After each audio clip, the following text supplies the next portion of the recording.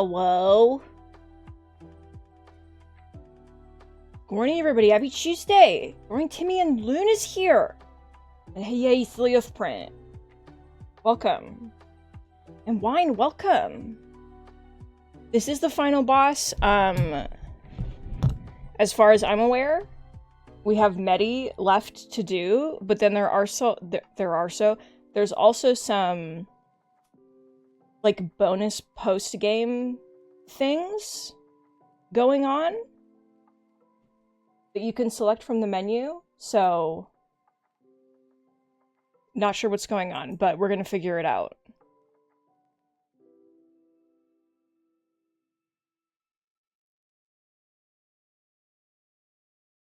Timmy, I love how invested you are in being a vampire therapist. It brings me a lot of joy.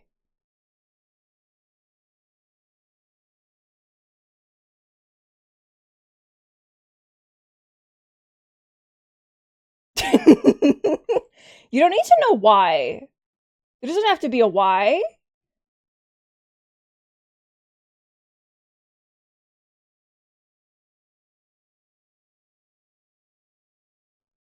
Let me get the sound. Oh, I'm not on the couch. I'm a little bit off. I tried to 360 no scope it. Alright, volume maxed because that shit is crazy. So quiet. And then that's up here.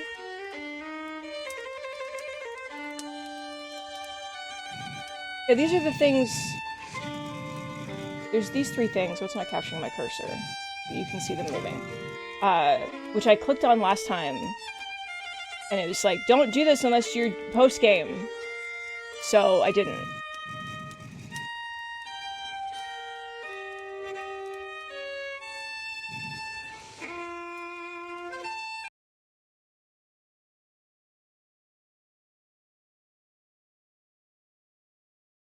Rise. Please? Please rise? Becca! Happy Tuesday!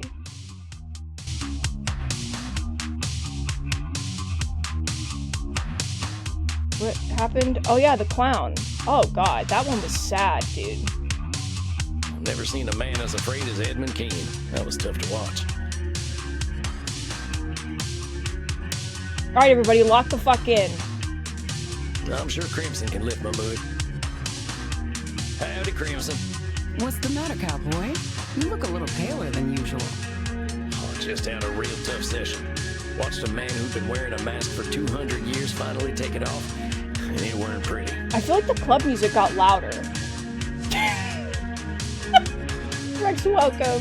Had to happen, though. The fella's got a long road ahead of him, but at least he's taking his first steps. Think this'll do the trick, then?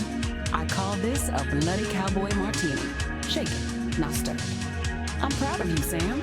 Starting over is hard, especially when you've been spinning your wheels for a long time. Can you speak up? Well, that's the nice thing about being a vampire. We got time to start over. Cheers to that. To rebirth. It seems you walk ever in the path of the Lord, my son. Hi, Matthew. Oh, hey, Kieran. The thing is, I haven't had to change the settings yet. Why am I suddenly having to change the settings?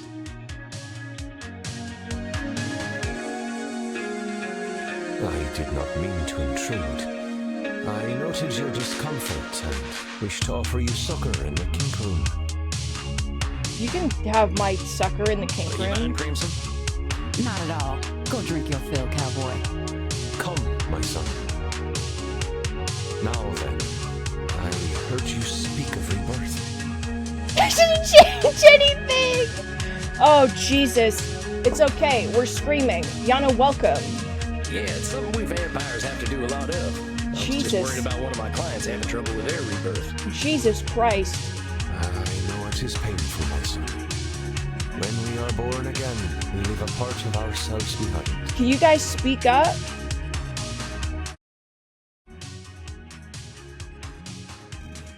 Can you... Like the lizard who sloughs its Jesus skin, Christ. or the mortal who journeys into the mosh pit, we emerge purer than before. Sounds like you've got a lot of perspective on this stuff, Kieran. I know you must have questions, my son. Please, ask.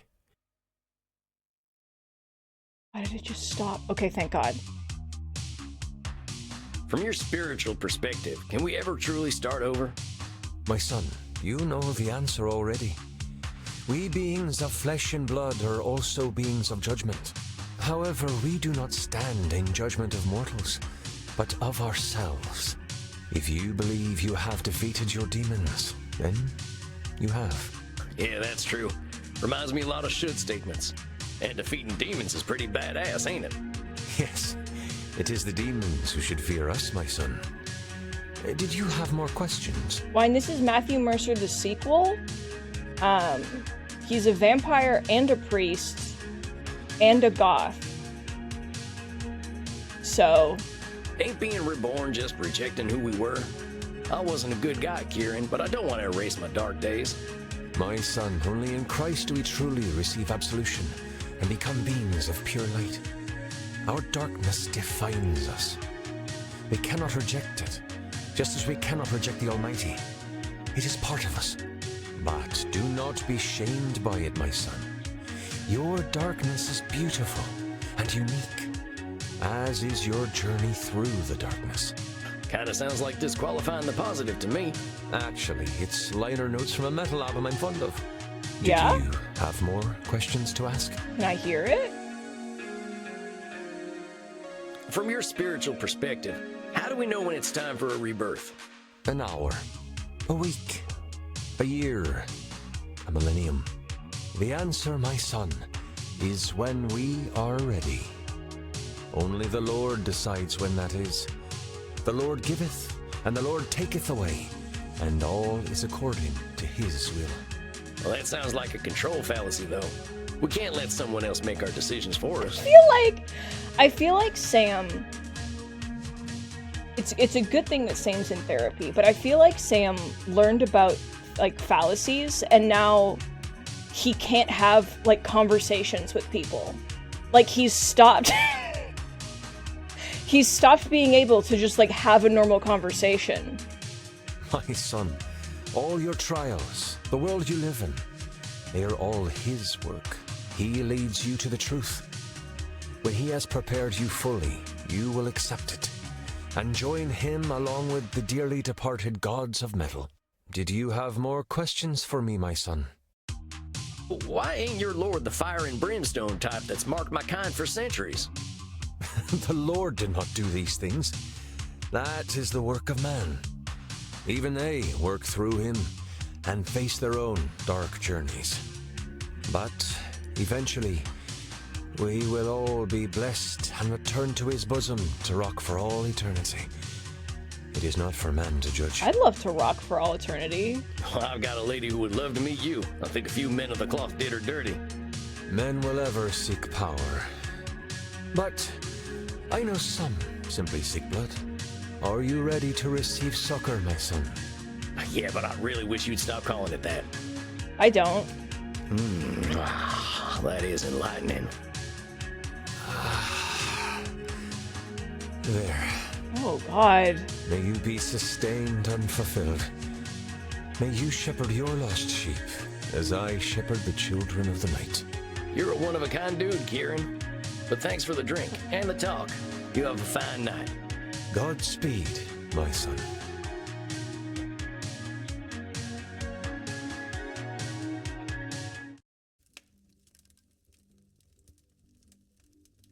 Good evening, Samuel. You are seeing your ancient client tonight, are you not? Wait. It's time. Okay. I'm in position. Yeah, that's right. I hope she's doing okay. I'm worried about her and that whole algorithm thing. I had a little consultation with some other elder vampires. We have developed a theory, though I hope we are wrong. We believe the algorithm is a demon, known to few, named Raziel. Even I have only ever heard whispers of his name. The creature! In mythology, he is a fallen angel, believed to have recorded every action, every change of state for all things on this earth into a great book. This book of knowledge he shared with the first mortals. But mortals were not designed to process so much information at once. They made judgments and reinforced behavior based on information they could not understand. Raziel watched as the mortals inevitably used the book to suppress free will, and he was cast down for his terrible mistake. You know, yeah, it does sound like the algorithm. We believe that Raziel has returned. Perhaps he believes that with computers, he can attempt to pass infinite knowledge to humanity once more. You know what? They have a point there, actually. Terrible things will happen if this comes to pass. I would urge great caution, Samuel. Find out what you can about this algorithm. We may have dark work to do. What the hell? Fallen angels? Ancient books of knowledge? What the heck have I walked into? We don't have this kind of shit in America. I am old enough to be mythological myself, Samuel. Myth often contains truth. The important question is how much. We do not know what effect he may have had on Medi, but do not worry. Show her the same compassion you show all your clients, and that will open any doors that can open. All right, I better prepare for this one. It sounds like it might be a doozy. I don't remember how to play this game. Okay. Okay. Okay. Okay. Okay.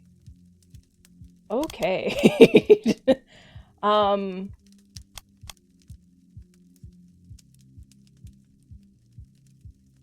You,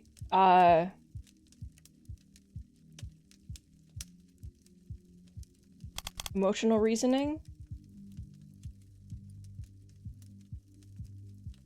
Personalization? What is a control? I can't look when I'm in this page! She thinks the world is dangerous, so it's dangerous. And the world's been bad to her. So it's bad. She also does tend to... Huh.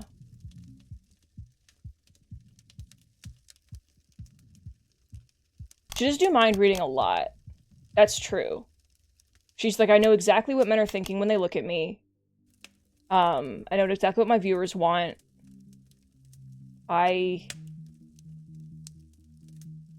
don't remember where we left off with her. We told her to do something for herself. And she was like, I'm gonna sew my own clothes. Oh, right! I hope she shows up in her own clothes! Please! Greetings, little mouse. She didn't! Howdy, Mitty. It's good to see you. How you feeling tonight? Not well, sweetling. Not well at all. Oh no, what's going on? I know you were feeling all stressed about your numbers on that glitch site. They doxed me. Do you know what doxing is, Oh, my fuck. whiskery friend? It's when mortals find out where you live, where you sleep, so they can hurt you. A group of vampire hunters came looking for me. They were really mean, but they're all dead now, much happier. But it was very inconvenient. Now I have to move, and it is very difficult to set up my lighting to make me look alive. Dang, Mitty, I'm so sorry. That sounds awful. It's worse. I will not be able to use my computer for a week. How am I going to upload my content? My fans and zealots are all so impatient. They're sure to leave me if I don't provide them with their content. Here it is. God,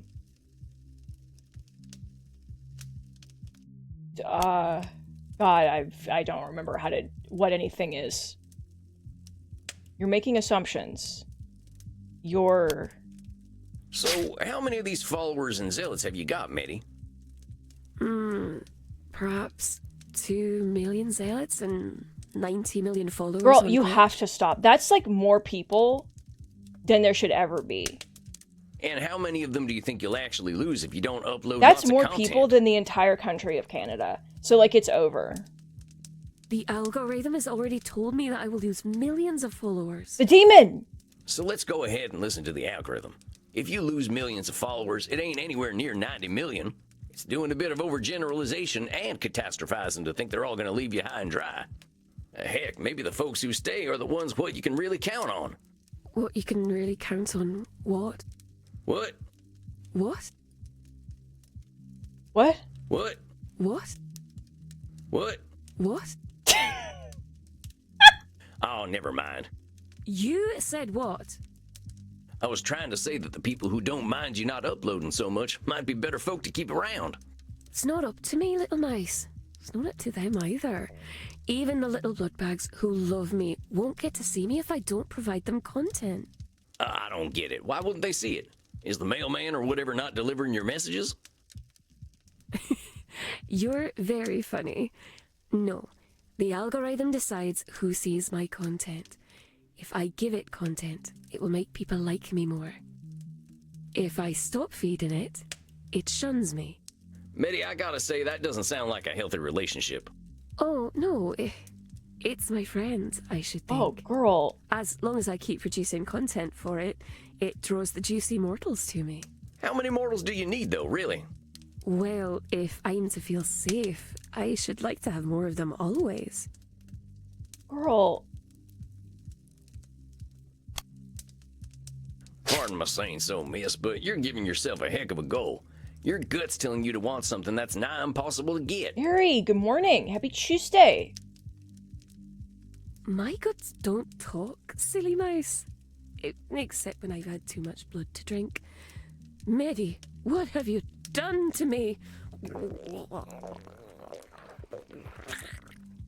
That was an impressive noise that you just made. I'm trying to say that your feelings ain't ever gonna let you feel safe if that follower count needs to keep going up.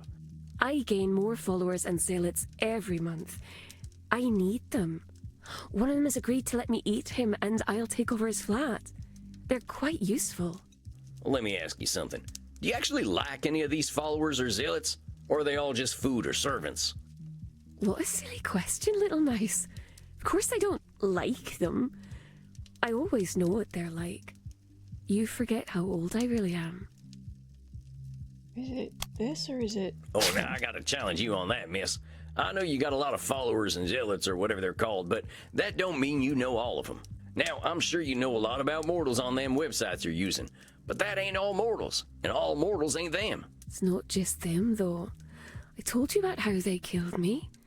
About how they plucked my eye out. Pop! Yeah. I'm saying, can you know that you're always right about mortals? I wouldn't like to prove that I am. But these mortals, you're talking to them every day. You got all these folks at your beck and call. They're the people you talk to. That's right. But you don't have a real relationship with any of them? Why would I want to have a relationship with my food? You really are quite a silly whiskers. Medi, I'm saying the only relationships you've got are with what you're calling your food. But that's what they are. They're food.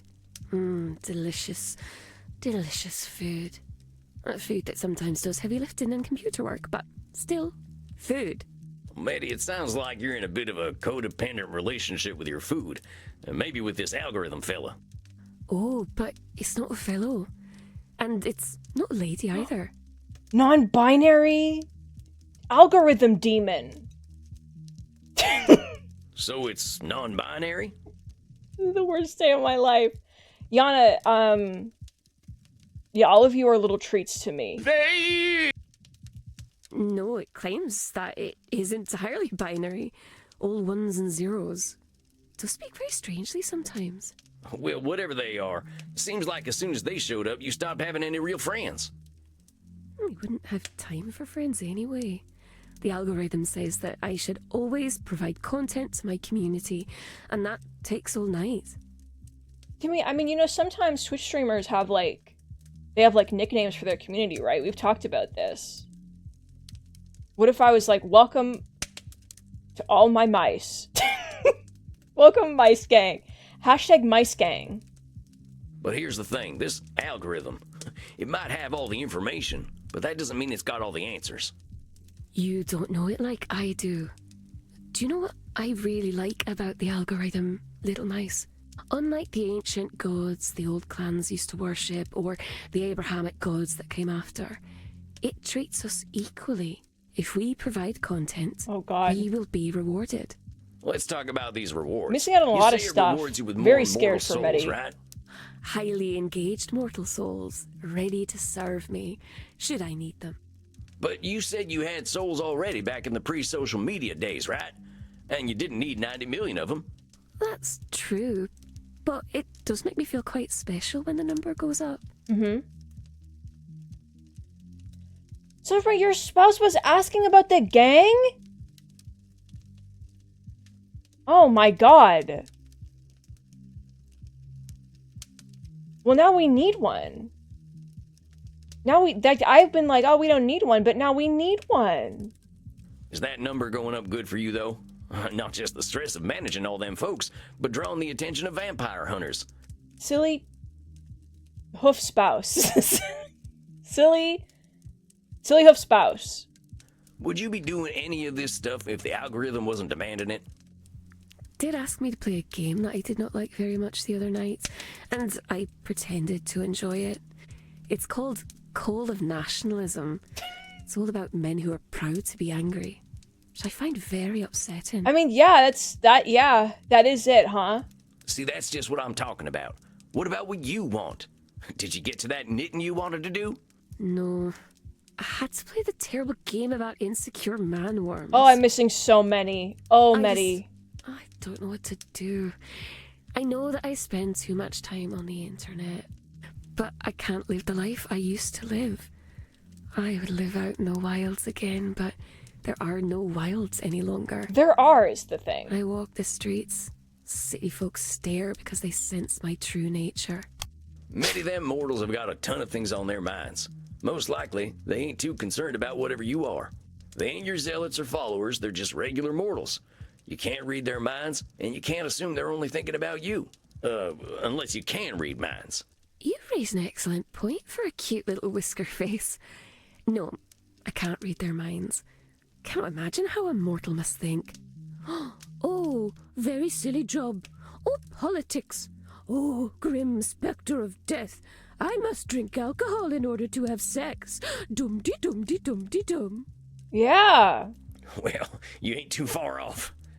The experiences I've had with mortals have not been happy ones. My pink-nosed, scrabbly-clawed, long-tailed friend. Well, these mouse descriptions are getting kind of long. You just don't understand what a mouse you are.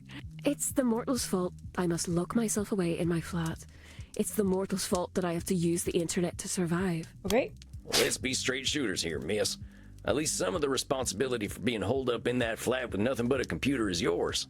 I ain't saying that mortals didn't have their part in taking away your home in the wilderness, but they didn't force you to lock yourself away. That's a should you made up. You can be a very mean little mouse sometimes. Mice are supposed to be kind and sweet. I ain't trying to be mean, miss. I'm just saying you're leaving out your own contribution to the problem. I'm not saying it's all your fault. Would you be very fond of mortals who did this to you? Well, no, I wouldn't.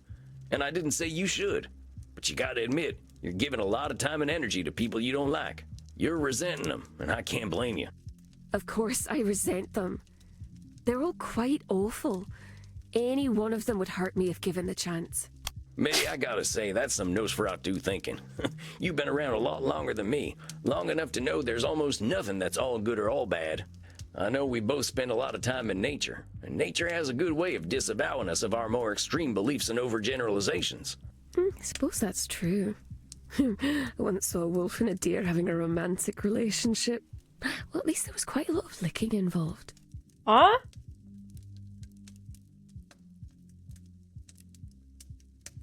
Lego sheep? Beastars mention? Beastars mention? Oh, I didn't see nothing like that, but Yeah. maybe I would have if I'd stayed in the wilderness longer. Let me ask you a question. If you're thinking all these followers of yours are a certain way, what if you're right? Very frustrating, silly whiskers. You keep telling me that I'm doing cognitive distortions, and then you say they're correct. We were talking that Meddy just needs to get into yaoi. And I think that we're still correct. I think that if she started writing fanfiction and got really into yaoi, that maybe she'd be okay. Well, I'm just wondering about these mortals the algorithm sends your way.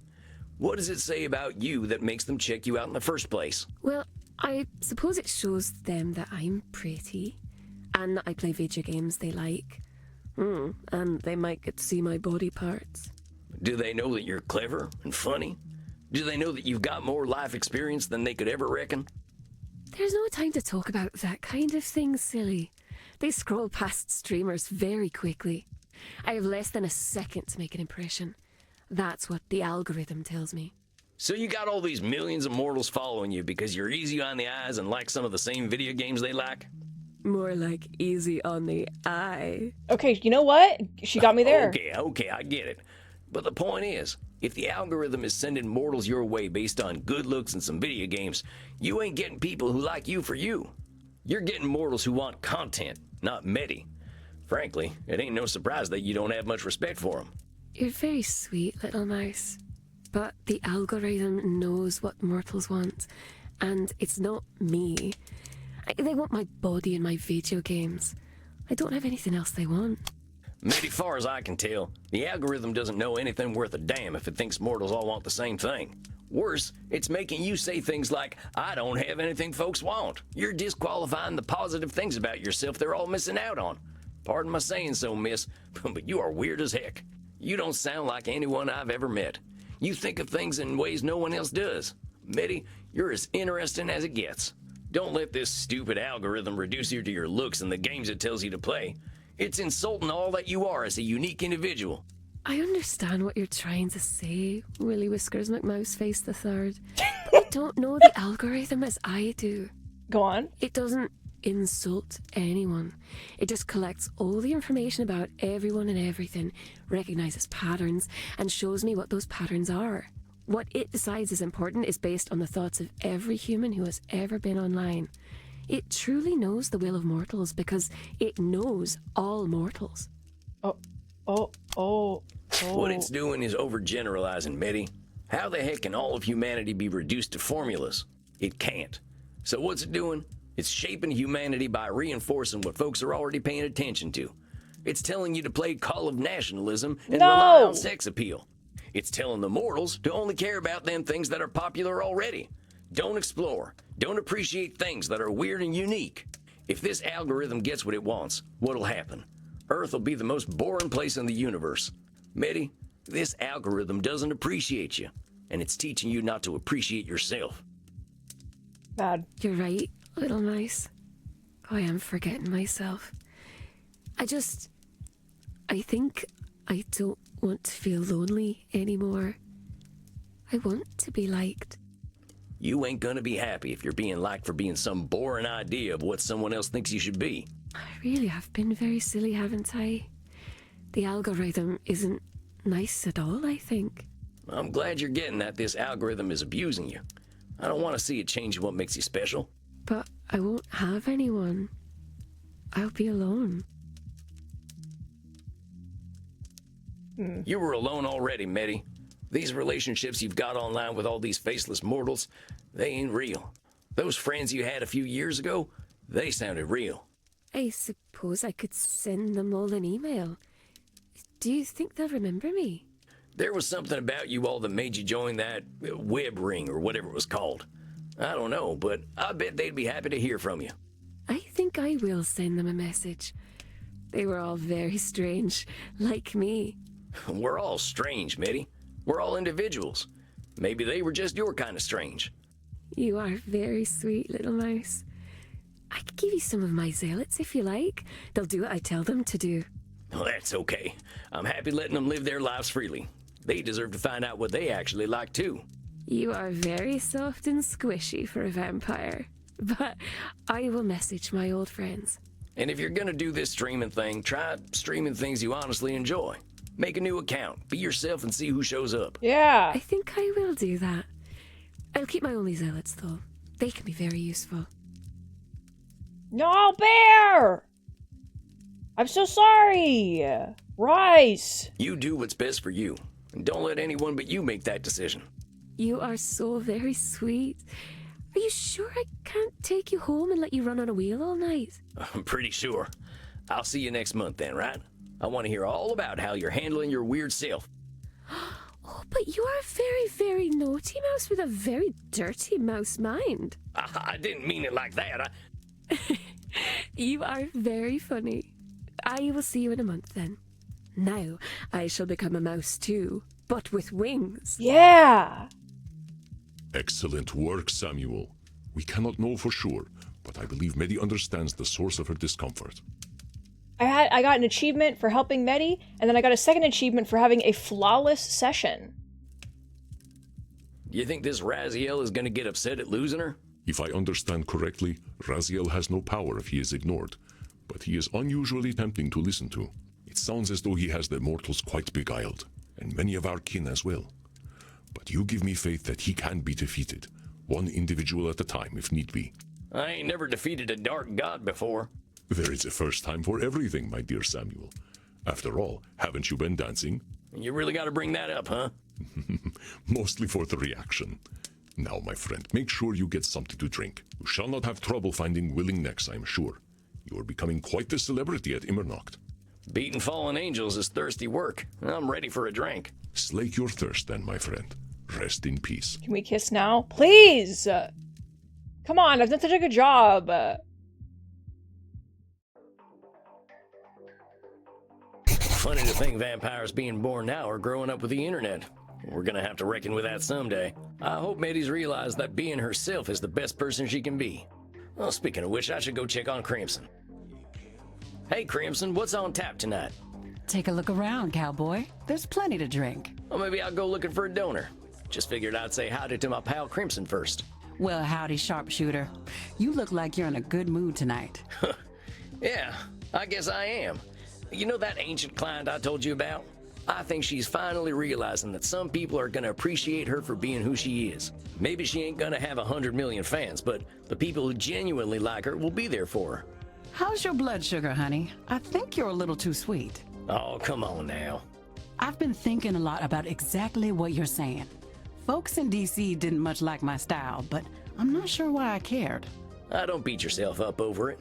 I think we all do the same thing. Easier to do what other folk are doing than blaze a trail, right?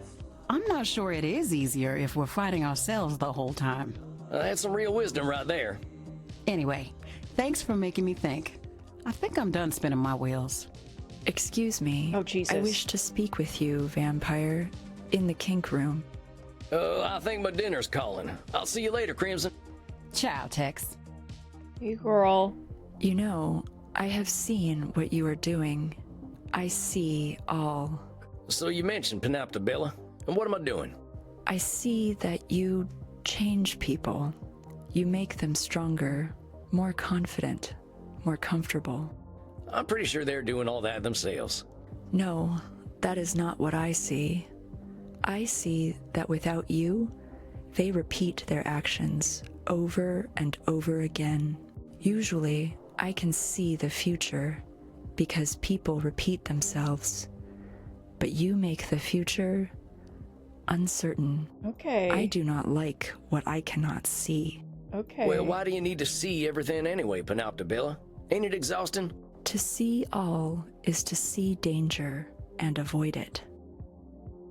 I see that you wish to say something, but are holding back. Well, I try to do my therapy stuff just in therapy. It ain't right to be analyzing folk without their consent.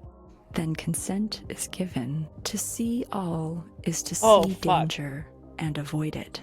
Well, see, what that is a control fallacy. It's a kind of cognitive distortion. The future's always got elements we can't count on. You can be prepared to a certain extent, but you ain't ever gonna know everything. You can only see what's in front of you after all. Interesting. Then what do you believe I should do? Well, just that. See what's in front of you. See how you feel about right now, not yesterday or tomorrow. Right now, you can see. I see. Yes, I see that. I would like you to drink from my neck right now. See, that wasn't so hard.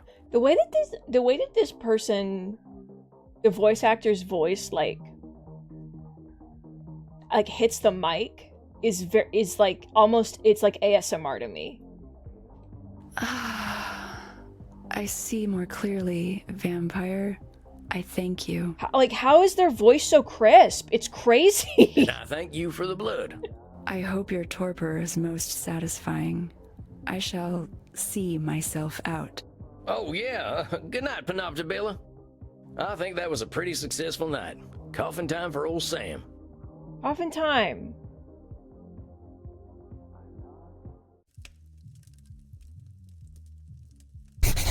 Well, if it isn't the gunslinging guru of mental health himself. Good evening, Samuel. Hi, Andy. It seems you have made quite a reputation for yourself in a very short time.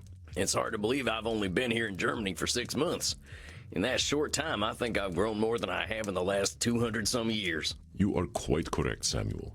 It is truly gratifying to see you grow and change. Of course, Our mental health journeys never quite end, do they? I am sure you still have much to talk about, but let us first take a moment to breathe and meditate. That sounds like a good idea. Give me a chance to center myself. Very good. Now close your eyes and enter your place of comfort. Isabella d'Este. I wonder. Nah, how was Andy squeezing into that suit anyway? Good question. Is Raziel listening in on our conversation? Princess to the rescue! Yeah. I sure am a lily-livered coward. No. Cognitive distortion left and do-si-do. Yep. What am I doing hiding out in Germany? Why'd you do this to me, Ernie? You keep running, Sammy boy. No. You dummy, Sam. Loving your horse more than your kin. No, the The horse! United States needs some therapy. Sure am glad I don't sweat. That'd be so cool. Tarnation. What a great word. Yeah. Are you feeling better, my friend? Yeah, I'm a real meditation master, I'll tell you what. Got an achievement for that one, for perfect meditation. You will only become a master of meditation when you are one with the universe, Samuel. What came up for you tonight? I've still got my head My wrapped up in horse. my past wrongs. I feel like kind of a yellow belly for running away from them to come here. But dang it, there's me labeling myself again. Why are you calling yourself a yellow belly then? It's a pattern of mine, that's all. I gave you my history, and it's a history of my running away. I ran from my home, I ran from all the trouble I caused, I ran from my wife and into the hands of a vampire gang, then I ran from them and hid out in the woods. When my gang tracked me down, I ran off to Europe. Whenever the going gets tough, Sam Walls gets going. Samuel, this is quite the oversimplification. I remember a man who came into my office and told me about how he should have made better decisions as a traumatized child. In each of these cases you speak of, you made difficult choices following terrible events. Have some compassion for yourself, my friend.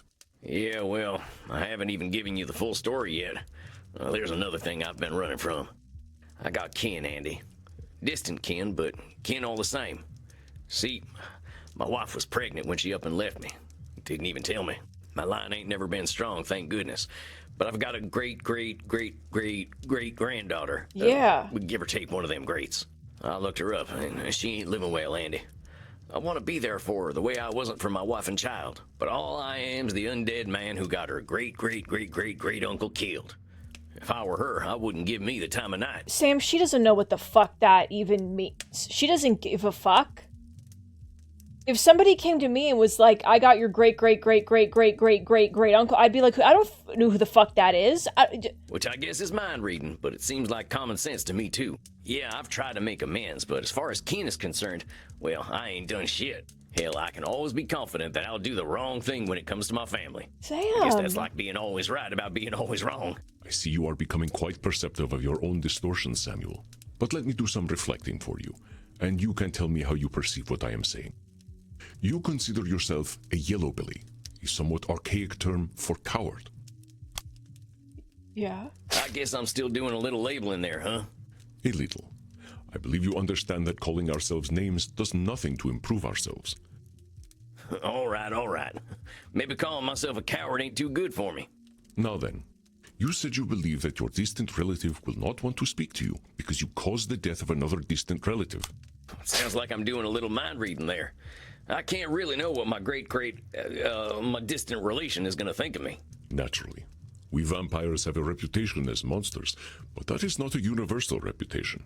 In fact, I believe we are rising in public opinion. Yeah, but if they don't see us as monsters, they see us as sex objects. And now you are overgeneralizing. We are as capable of knowing the mind of society as we are of knowing the mind of an individual. Yeah, you're right. I ain't giving my relative the chance to have her own thoughts. I should know better by now. Yeah, I know that. There's another should statement. Samuel, remember what I have told you. Cognitive distortions are a normal side effect of being human. Cognitive distortion classifications are tools, not weapons to beat yourself with. Give yourself the same compassion you give to your clients.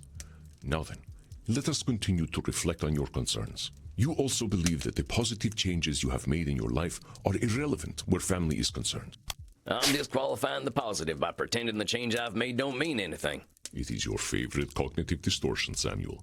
Your humility is most endearing, but it does often enter the realm of cognitive distortion. There is a comfortable place between extreme humility and extreme arrogance, my friend, and that is in truth. Yeah, I know. When you're right, and you're always right. You believe I am always right? Oh, I guess there ain't no way of knowing if you're always right. You just kind of give off an always right vibe. I like to have good vibes, my friend, but vibes alone do not make the man. Most of my existence, I thought I was always right, but that was when I was the most wrong. Don't believe the vibes, dear Samuel. I'll try, but you don't make it easy. I can see where I'm making the same assumptions about McKinn, though. I gotta give her a chance before I assume she's gonna hate me. I just know that if I end up going back to the States, things are gonna get complicated. Most of us vampires out west are on the younger side.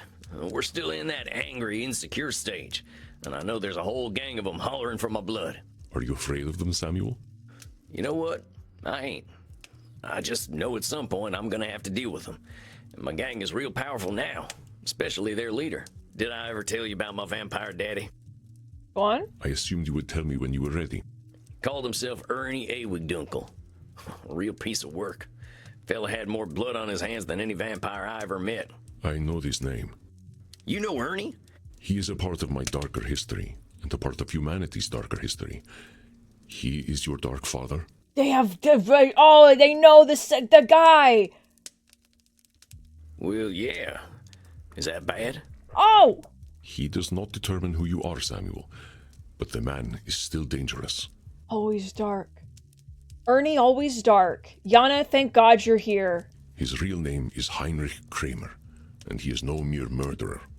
He has a deep hatred for all humanity, especially women. I am discouraged to hear he still lives.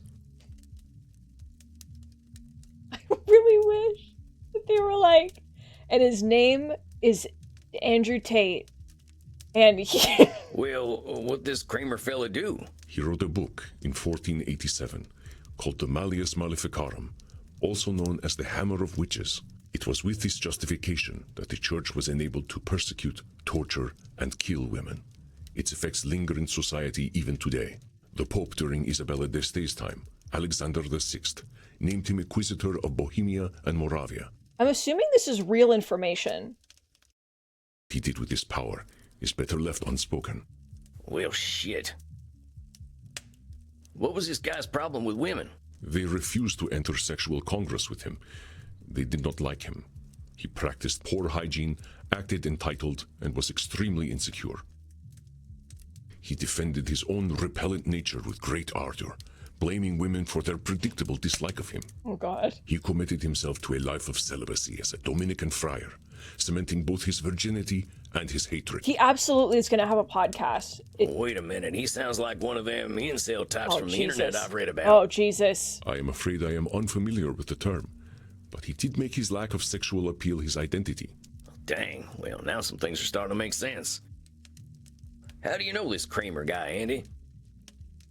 Samuel, know that I too have given myself to hatred. Mortals with a great capacity for evil drew my attention. I amused myself by indulging them. I do not absolve myself of my actions, but it is difficult to speak of them. The Andromachos of that time was a most pitiable vampire. You will welcome to hell. Oh, I'm sorry, Andy. I didn't mean to dig at old wounds. Do not be sorry, my dear Samuel. We must not erase our pasts. Pain can be a somber teacher. I must ask, what became of Heinrich? Well, he runs Sanguinius Health, the health insurance company I told you about the last time. It's vampires from the boardroom all the way down, stealing blood, money, and hope from American mortals. Running health insurance gives them all the money they need for even more dirty deeds. How terrible. Oh, Heinrich, what depths will you not sink to? He disappeared from Europe 200 years ago. I had hoped he was gone forever. Do you think he can change, Andy? Oh, Samuel, yes, of course he can change. Like you and me, however, he must desire this change within himself. But hatred is not something Heinrich Kramer holds. It is his very identity. He will be reluctant to give it up. Are they going to make me... Are you suggesting that you aim to help him? Do you think I shouldn't? It isn't my choice, my friend. You will do what you are going to do. I guess I don't know what I want to do. But I know Ernie, or Heinrich, and I'm starting to get a handle on this therapy thing. He's described as a superstitious psychopath. Oh, good. If I can help him, shouldn't I be helping him? Let me reflect for you. You are aware that you have knowledge of Heinrich others do not have, and that you have newfound abilities as a therapist. Therefore, you believe you should help him. I guess that's a should statement, huh? Just because I know him and know something about therapy doesn't mean it's my destiny to try to help Heinrich Kramer. Of course, Samuel. Your own life is your own. You make your own decisions. Yeah, you're right.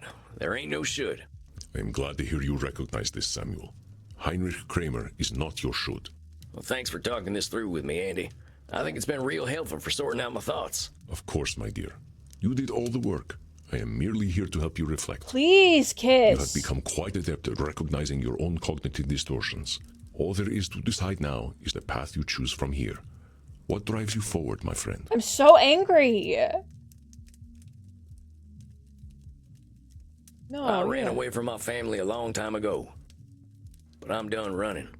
I brought precious life into this world and then I abandoned it. I've got a chance to make that right. I had a suspicion you were working up to this decision, though I hoped it would not be so. I really like it here, Andy. And you've been incredible. But if my heart still beat, it'd be beating for home. I don't want to let my clients down, but I think they're homebodies anyway. Maybe I can get them to do sessions over video calls or something. I think you may be the only person who could get Isabella Deste to do a computer video call. And we can continue my sessions from the internet? Of course, Samuel. Naturally. Well, I guess that's that then. No, come on, I man. ain't gonna run out too quickly, though. I gotta arrange for a new cruise back home, and I want to tell my clients in person. That'll take some time. You can, but I thought I didn't be, but you. That would be most considerate. Your clients have grown quite fond of you. Well, Samuel, I must say I am proud of you. It has been inspiring to see your command of cognitive distortions. I have no doubt that you will make your home a better place. Coming from you, that's real flattering. Like I said when I first came here, I'm just a lonesome cowboy looking for answers. You will always seek those answers, my friend, and that is what will ensure you continue to grow.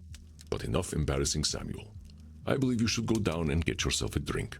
That sounds great, Andy. Rest in peace, Samuel. Come on, man. Please. Here at the end of all things. Well, that's it then. I'm going home. Once I let my clients know, I'll head back to the USA. Time to give Crimson the news. Crimson, my favorite barkeep. How's the saloon tonight? You sound a little distracted, cowboy. Got something to tell me? Am I that obvious? You are. You're pretty adorable, Sam Walls. I like to say approachably rugged. Sure, let's go with that. What's the news, cowboy? She's a vampire. I was like, she looks different. Her voice is different. She's got the pointy ears, her eyes. I think she's struggling to talk because she's got fangs. I was like, does she look a little grayer? I think she does, like... Well, I've been here for a few months now. I came here to get trained up by Andy, and now that I have been, I think it's time for me to go home. No shit. Well, good for you, Sam. I think you're right. I don't think this place is for you. I mean, I ain't gonna learn German, that's for sure. Moving on just seemed like the right choice. I got some unfinished business back home anyway. You don't seem that bothered by my leaving, though. I figured I might earn at least a frown. Well, it just so happens that I've got some news for you. Can you guess what it is? Yeah, she can't talk. It's very cute.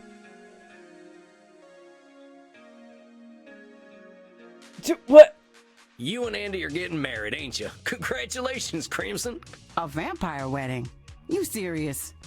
Who would even show up on his side? Charlemagne? Well, I don't know. I was just guessing. It's not that. Take a look at me. Notice anything different? Well, no.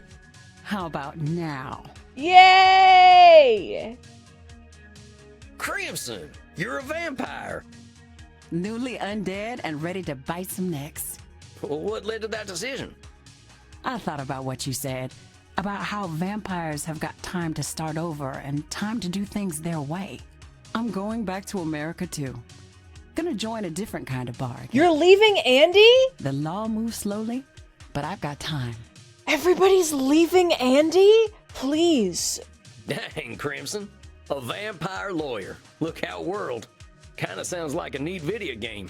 A vampire lawyer. Shut the fuck up, Sam. No, it doesn't. But I think I can make a difference. How'd Andy take the news? He knew it was coming, like he always does. Can't surprise that man. I love him to death, literally. And I'll come back someday. I just need to go my own way for a while. Dang. Well, this is some big news. When do you think you're leaving? Figure I'll go with you. I'll need someone to show me the ways of the night anyway. Yeah. Shucks, well that sounds mighty fine, Crimson. Might need your help going up against the big corporation my old gang is running. You got a deal, cowboy. What? Okay, is the epilogue stuff like fighting the fucking health corporation? Don't look now, but dinner's just arrived. Maxi, look! Hi, Matthew. Crimson! She is now ein Vampir. You are one of the night children now? Looks that way. And we're in the mood for a little celebrating. Sam and I are headed to America. Why would you want to do that? They do have better network infrastructure. Oh, I suppose that is true. Oh, but we will miss getting our necks beaten by you. If you join us in the kink room, we will have a foursome. Come on, cowboy. We won't be in Germany forever. Okay. Okay. Alone at last. My veins throb. Who gets to bite me? I'll let you get first pick, Sam. Oh. Gay. All right, Reinhard, you got nice veins, so bring them on over. I knew you liked me best, cowboy. Jesus That's the Christ. good stuff. Always the moaning. Spatsy. Shut you up. Give my neck such excellent attention. Matthew Mercer for the last time. Everyone give it up. Everyone give it up for Matthew Mercer. Kind of my job, if vampires had jobs. Und Crimson bites most erotically. I learned from the best. I guess I should turn in now. Gotta prepare to give my clients the big news. You're not getting away so easily, cowboy. The night is only getting started. Live a little, Tex. We'll be back in the land of Puritan pride before you know it. Ah, what the hell. You only die once. Oh!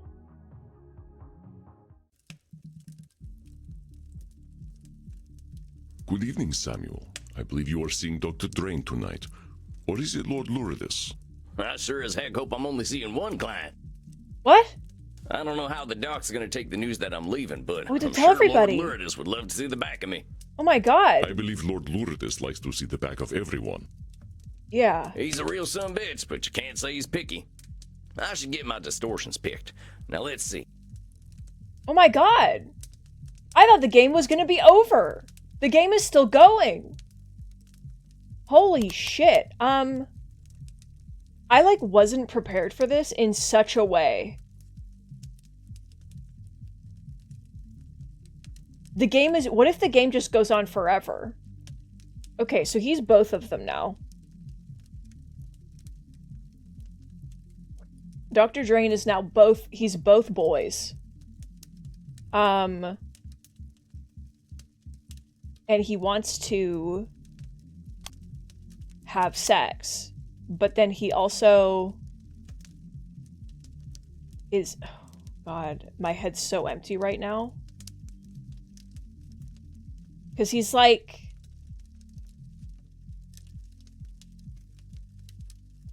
why, and this is the Jekyll and Hyde situation, except they kind of merged together. So he became his true self. And he's a good boy. I'm so head empty right now. Like,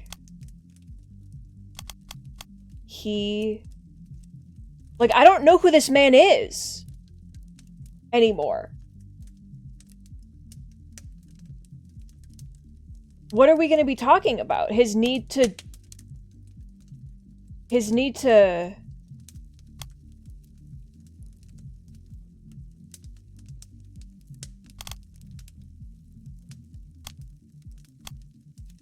This is always good. That's always correct.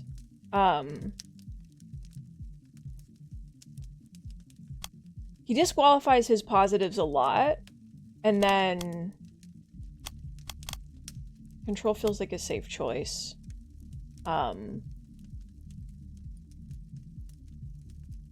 will be labeling, there will be probably like emotional reasoning, or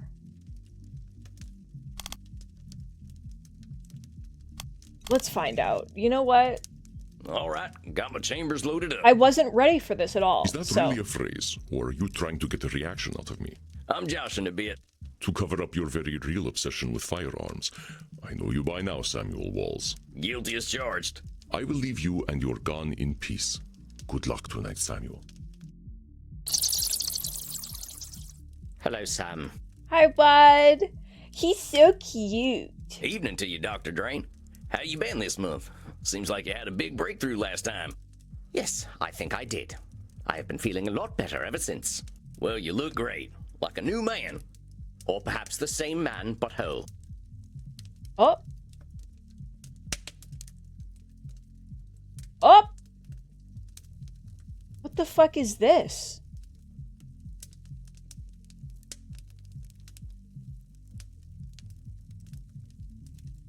All right, guys.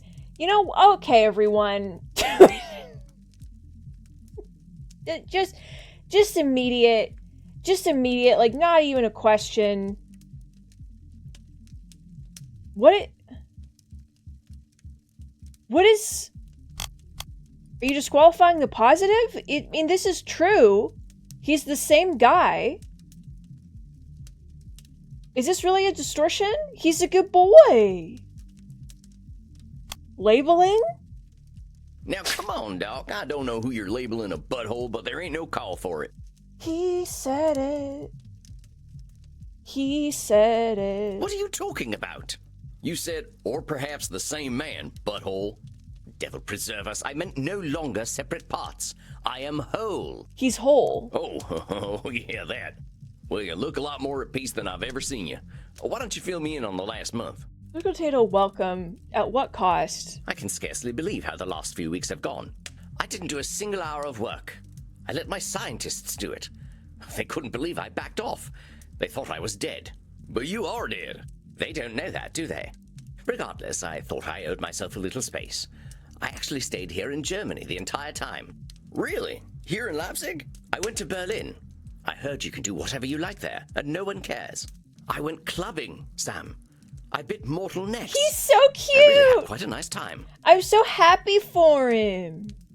Yeah, I remember you were a good dancer. Oh, I sometimes danced for several nights in a row. They keep some of these places free from light, so I was free to party day and night. I did end up doing some pharmaceutical research, though the more recreational kind. Sounds like you were living it up. You're keeping safe, I hope. He's just like, I was doing cocaine. Oh, Sam, I'm 430 years old. I don't have mortal fears. And did Lord Lourdes show up at any point? I guess if you were a vampire, you could just do cocaine. Or, like, as much heroin as you want. You can't die. So... I dare say he was there the whole time, in some fashion. He's a much more agreeable chap when he's with me, though. Oh, and Sam, something else quite interesting happened. Oh, yeah? What's that? I engaged in coitus. Oh, God. Oh, God. No shit. Oh, goodness, no. I've got Lord Lourdes under control now. Not to say that it wasn't exciting, though. I was a little nervous at first. I haven't had sex since I died, after all, not counting whatever Lourdes got up to. But riding another human being is like riding a bike, I suppose. It just comes back to you. Uh-huh. Well, dang, Doc. I'm just thrilled to hear you're letting yourself live a little. Yes, it's been a satisfying month. I'm headed back to Berlin tonight to meet my paramour again before I fly back to London. So is this some kind of serious thing? Not at all. Having a conversation with him makes me want to yank my hair out, so I just yank his curly locks instead. Okay. Okay, alright. Okay, so I'm understanding a lot of things about you, Dr. Drain. I'm understanding a lot of things about you that I hadn't understood until right now. I'm understanding a lot of things about you. Who the hell are you and what have you done with Dr. Drain? It's funny, isn't it? I would have been disgusted with this person 6 months ago. Now I find I quite like him, and others seem to as well. Oh, he's cute! Well, maybe this is a good time to give you some bad news then. I'm headed back to America, Doc. I reckon I can do more good there than I can here. Truly. But you're all so repressed there. I guess you'd know, huh? Touché. Well, Sam, I'm sorry to hear that you're leaving, truly. Oh, I ain't gonna leave you high and dry. We can still do our sessions over the internet. It just won't be in person no more. Well, that's all right then. To be honest, I'm not sure I even know what I'd be looking for in therapy now. But then, I didn't know what I was looking for from therapy when I first flew in either. Well, I appreciate your keeping an open, scientific mind, Doc. Is there anything you wanted to go over tonight? Honestly, no. I suppose I should snap back to reality at some point and tend to my research, but not now. But remember, them should statements are what got you to lock up Lord Lourdes in the first place. Think about what you could be doing, or what you want to be doing. It's that intrinsic motivation that'll take you where you want to go. Of course, I'm a vampire now. I'm the master of my own destiny. Attaboy. You got any strategies for what to do if you want to get into that plasma stuff again? If I desire to go down that road, I am surely denying myself my vampiric nature again. Perhaps it is best if we maintain our sessions. I think I know what I want right now, and that's a sport of blood and dance.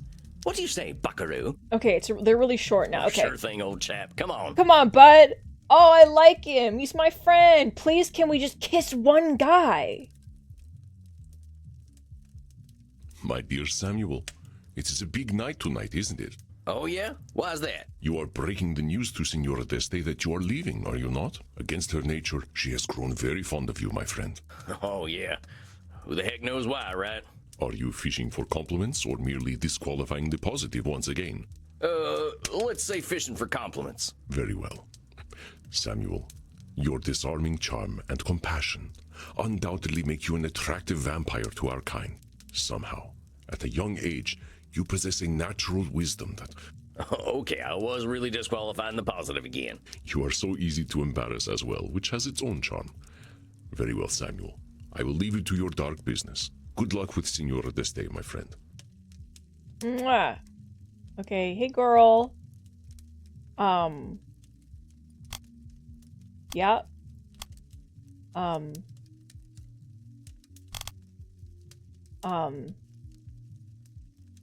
Yeah. I think oh god.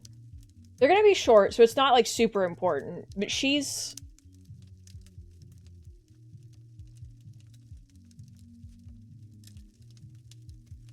painting centaurs.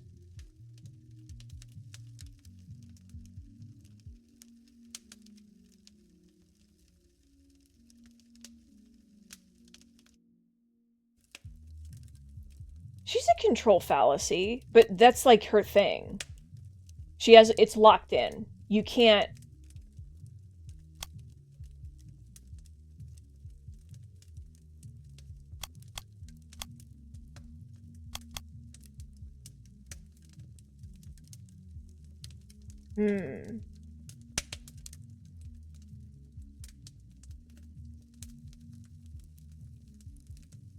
I've like forgotten it. Taking a few days off has made me like totally blank on who these people are. Like I remember, but I don't remember.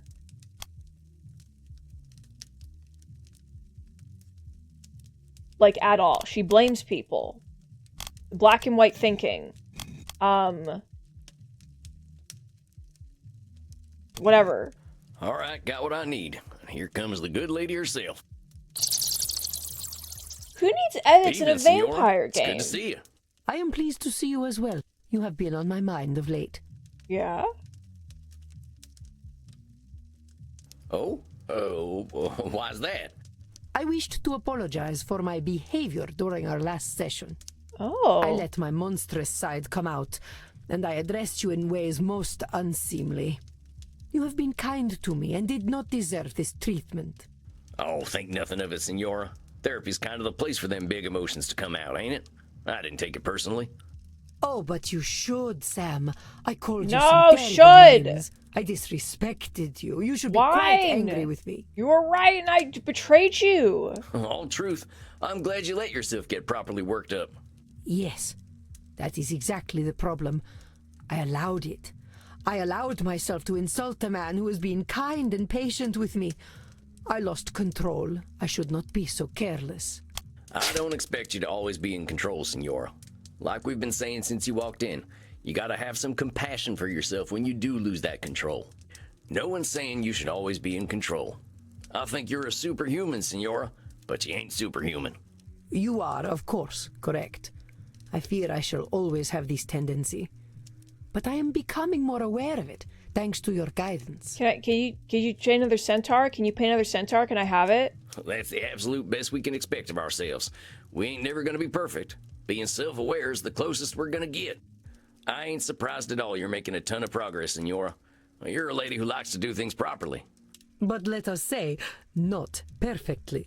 Exactly. Yeah. I ain't worried about you, Senora. How have the last few weeks gone? Have you done any more art? A little. It can be a little frustrating for me to paint when I am so unpracticed. I think I have always been better at recognizing and cultivating talent in others. The problem has always been that my artist cannot stand dealing with me. Poor Leonardo used to tremble whenever I said his name. I would like to try being a more patient benefactor.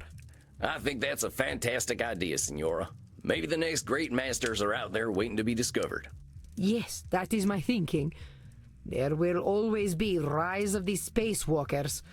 But I can complain about the state of art today, or I can do something about it. See, now that's a great direction for your frustration. Don't let them folks be the only ones making art. That is my thinking exactly.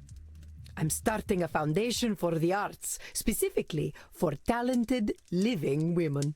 Oh, yeah! I aim to spend about €1 billion each year.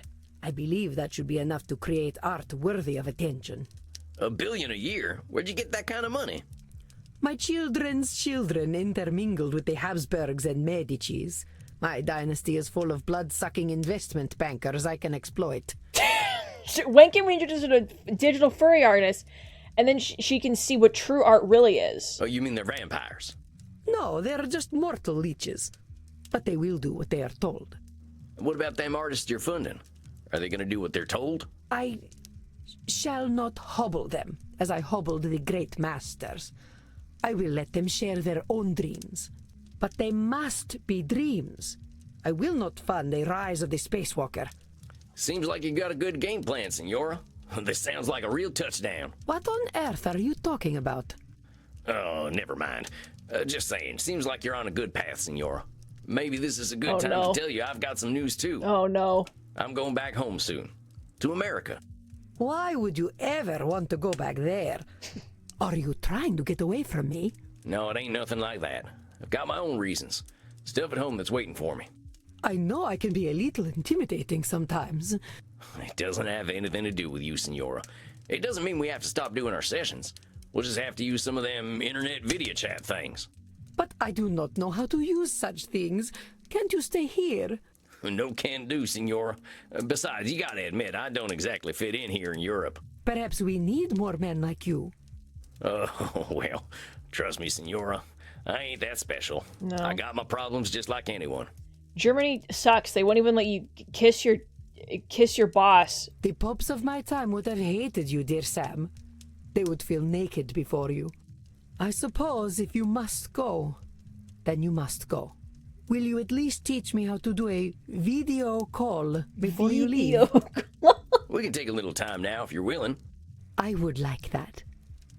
Very much. Come on, Senora. I'll show you how it's done. Yay. I can't wait to see Edmund. I'm assuming he's not going to be a clown anymore. Samuel, my dear, so lovely to see you. How are you feeling this evening? Every time he says it, I'm like, please, did you just have to move a couple inches to the right and you could kiss? Oh, all right. A little nervous, I suppose. About Edmund?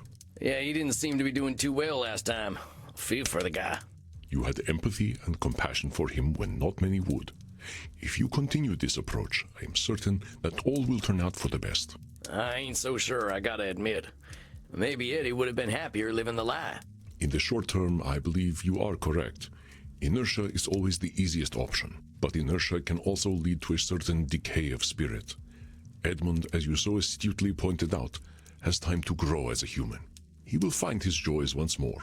I sure hope you're right, Andy. I don't think I'm gonna see the same Edmund tonight, though. It sounds as though you have difficult work ahead tonight. Yeah. I wish you the best of luck, Who's he gonna Samuel. be? Choose your distortions well. What's he gonna be? What kind of guy is he gonna be? Who's this guy? We told him that he has to be himself and figure out who Edmund is, and we love him very much. He's very into blaming.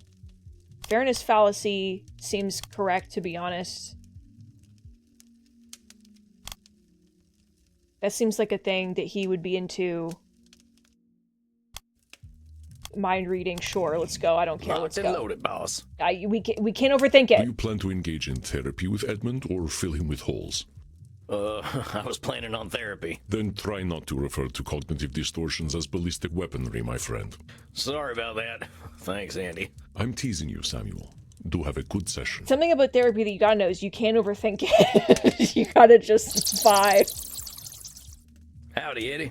Hey, It's good bud. to see you. Put your old clothes back on. Is it? Can it be good to see me if you do not know who I am? Edmund. Eddie, whoever it is that's sitting in front of me, it's good to see him. Well, I'm glad you think so. You're not feeling too good, are you? Not very. I've spent much of the last weeks in bed, in silence, pondering the only question that matters. And what question is that, Eddie? To be or not to be? Oh, Jesus. I've said the lines so often, but I never understood them. They were just pretty sounds I used to make the people cheer. I said them with conviction, with emotion, or simulacra of such, and so full of sound and fury, yet in the end, signifying nothing. Now I know that the answer is not so simple. To be, indeed, or not to be. Yeah. Well, maybe you can walk me through it, Eddie. I never was much of a theater guy. Of course. To be or not to be, that is the question. Whether it is nobler in the mind to suffer the slings and arrows of outrageous fortune, or to take arms against a sea of troubles, and by opposing, end them. This part is simple enough. Do we accept our troubles as they are, or do we take the effort to address them? The bard continues with some more pretty speech, and then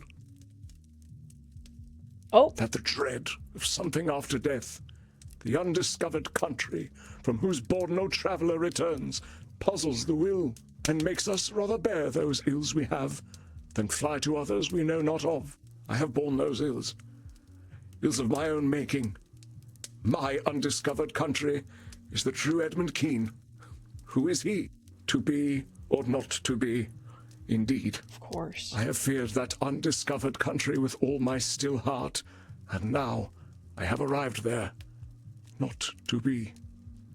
Where is the place upon this cursed orb that was made for Edmund Keene? What the fuck are you talking about? That sounds really heavy, Eddie. But I want to help you with a little perspective. This idea that there's a place made for you ain't true. You gotta make that place. There ain't no cast list with roles He to be needs filled. to join he needs You to gotta be at make the your own club. role. Perhaps I have taken all the world's a stage a bit far. Well, maybe a little. You're a clever fella, Eddie, and you're still a human being. You're just dealing with a lot right now. Give yourself some compassion.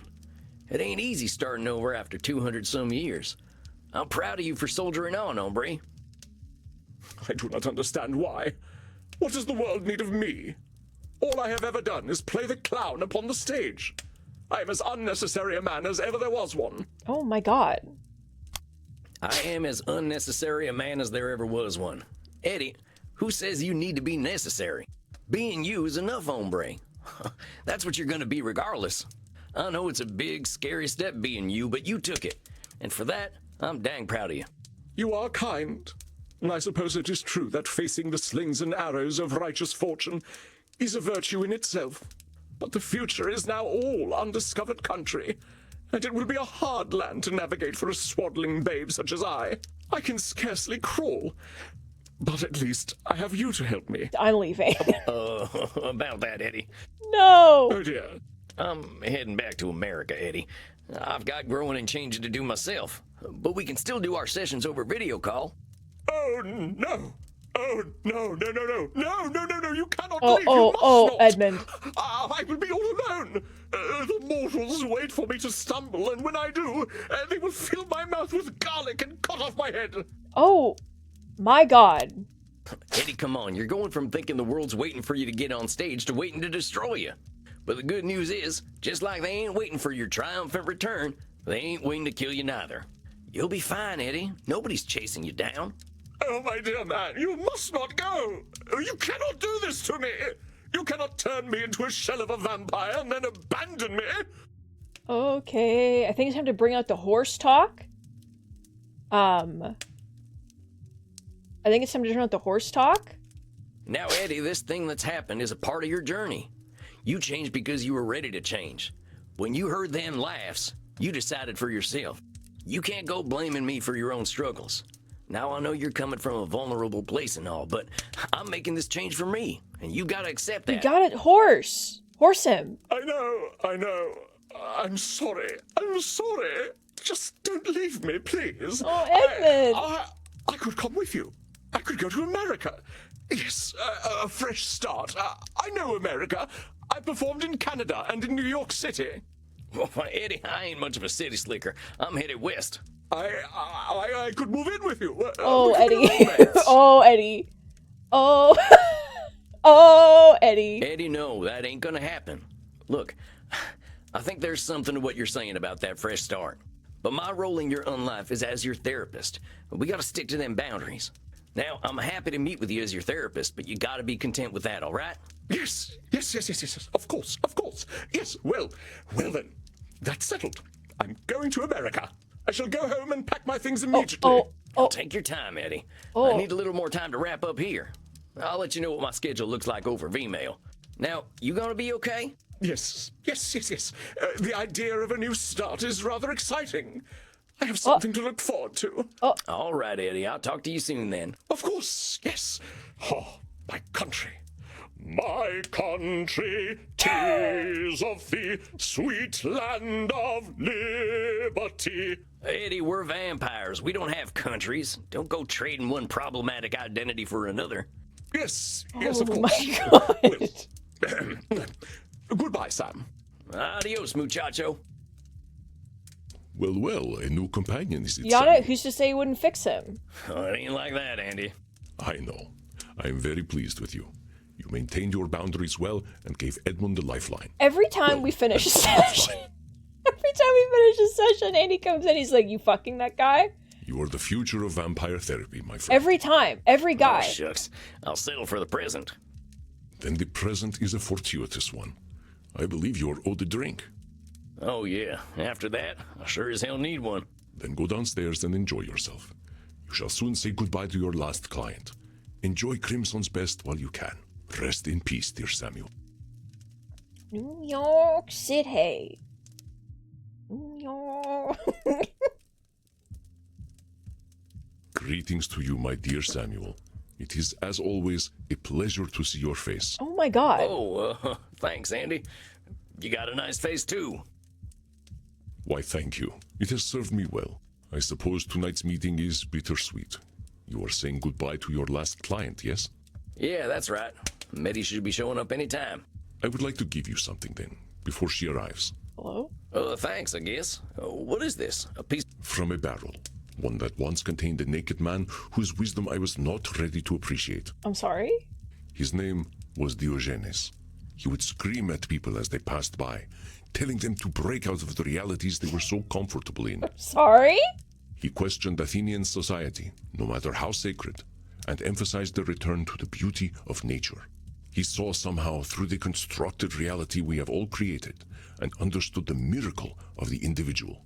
You, my friend, through your rebirth in death, your travels in the wilds, remind me so much of the man. Thus, I give this part of the barrel he lived in to you. Thank you. Wow. Dang, well, thank you, Andy. What's it say, though? Some great insight about what it means to be human? Does it say that does it say he was here? Is that what it says? It says Diogenes was here. Yep. Oh my God. Oh my God. Well, all the same, I love it. Thank you, Andy. Diogenes. It could have no greater honor. Now then, I will leave you to tend to your client. Hey, girl. How you gonna be doing today? How you gonna be feeling today? I've already forgotten what she was doing before, so thumbs up to me. What if she also comes to America? What if we just all go to America? She can go to Yellowstone and live with the wolves.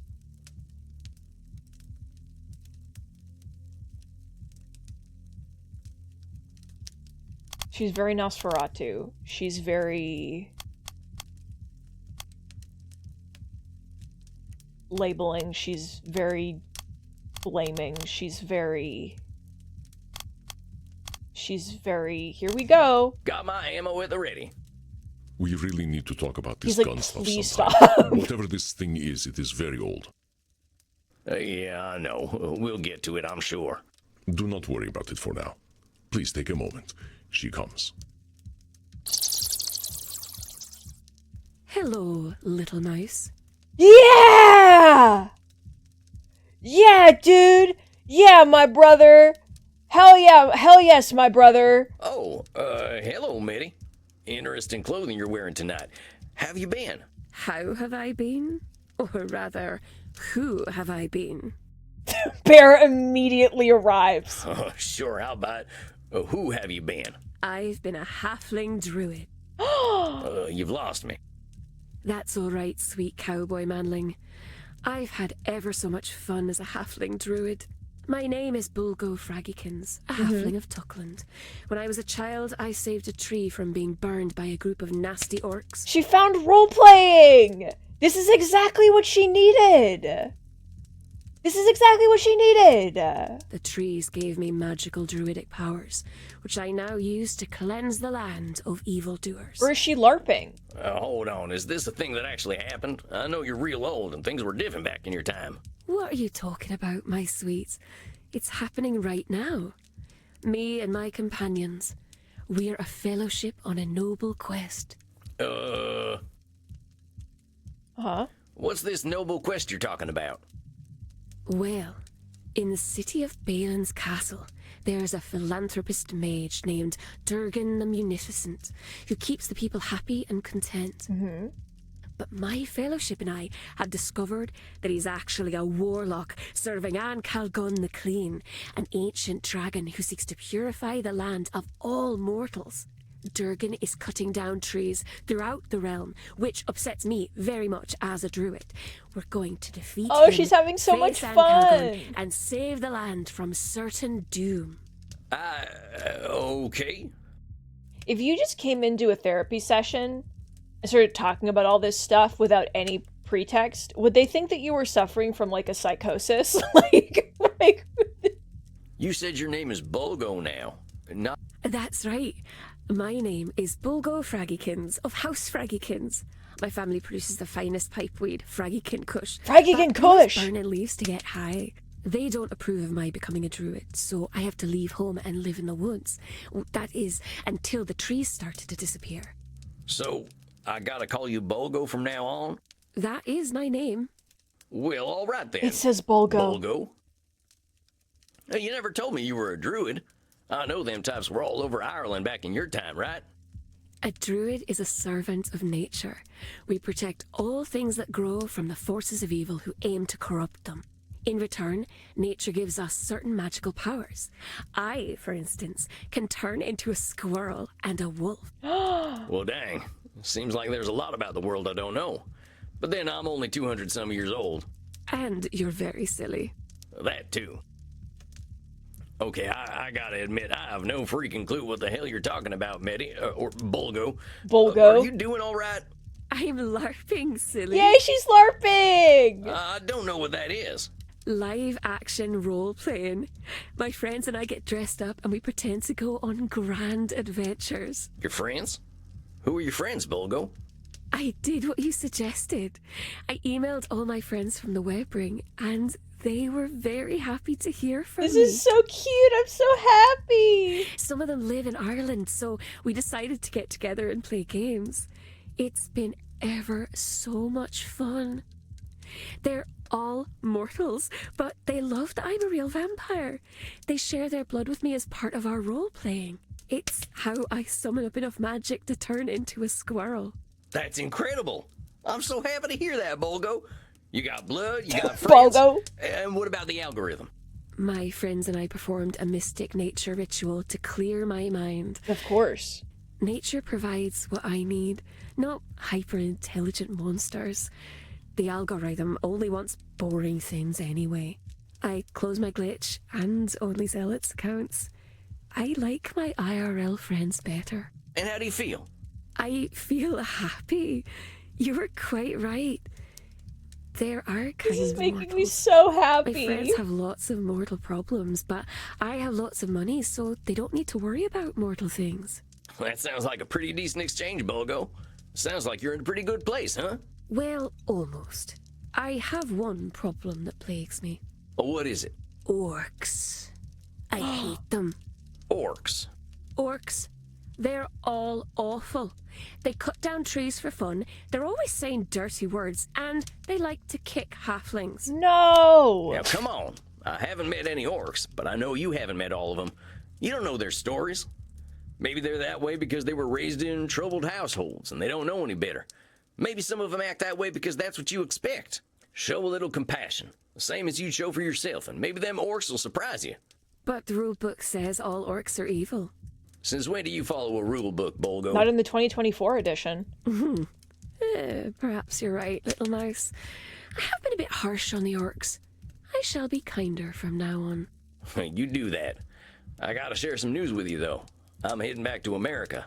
I've got my own orcs to deal with. Of course, we can keep doing our sessions over video chat. The time zones are a little rough, but I can talk just before dawn. Oh, that's all right, little mouse. I would rather not do a lot of computer things. And I'm feeling much better now. Are you sure? I'm happy to talk, and I don't want you to think you're all alone. Little whisker face, don't worry about me. I have what I need now. Well, if you're sure, if you ever need me, just send me a V-mail, okay? That ain't no social network, more of a digital Pony Express.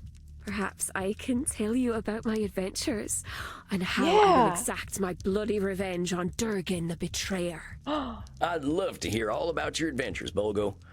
I guess this is goodbye then, huh? Nay, 'tis not a goodbye, but a farewell, sir. And may the light of Malone shine upon your path. Walk with nature. This has I can't stop smiling. This is so cute. I'm so happy.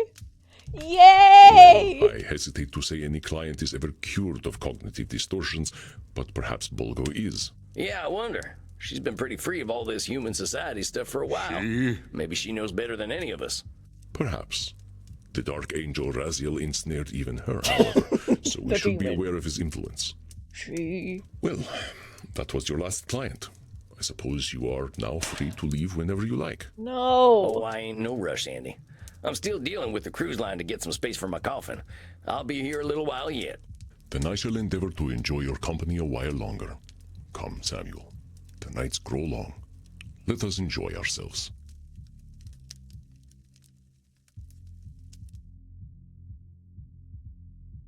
Wine AO? Hey, Crimson, you seen Andy? I wanted to have a chat with him before we leave. He slept in tonight. We had a long night yesterday. Oh? Had to say our goodbyes, too. Poor guy acts like everything happens for a reason, and he's got to accept it. He was a little quiet. No! Why don't you check his office? I'll do that. Thanks, Crimson. Andy! Andy, you No, around? it's like dark. Crimson said you were acting a little strange. Andy? Oh, dang it, where the heck is that guy? Oh, he left the window open. It's freezing in here. I'll go Oh, close God. it. Oh god. Ain't like Andy to be like this. Where the hell's he hiding when it's almost morning anyway? Wait a minute. Oh shit, there he is. I don't got time to pick my distortions. I'll just have to use the ones I know best. Andy, what the hell are you doing out here? The sun's coming up. He's fucking killing himself. What do you mean? What do you mean? He's... I did Andy. not intend for you to find me, Samuel. I had said my goodbyes already. Andy? What are you talking about, Andy? There's no need to be thinking like this. Come on inside and we can talk. Do not fear for me, dear Samuel. I do not leave out of despair. There is no distortion.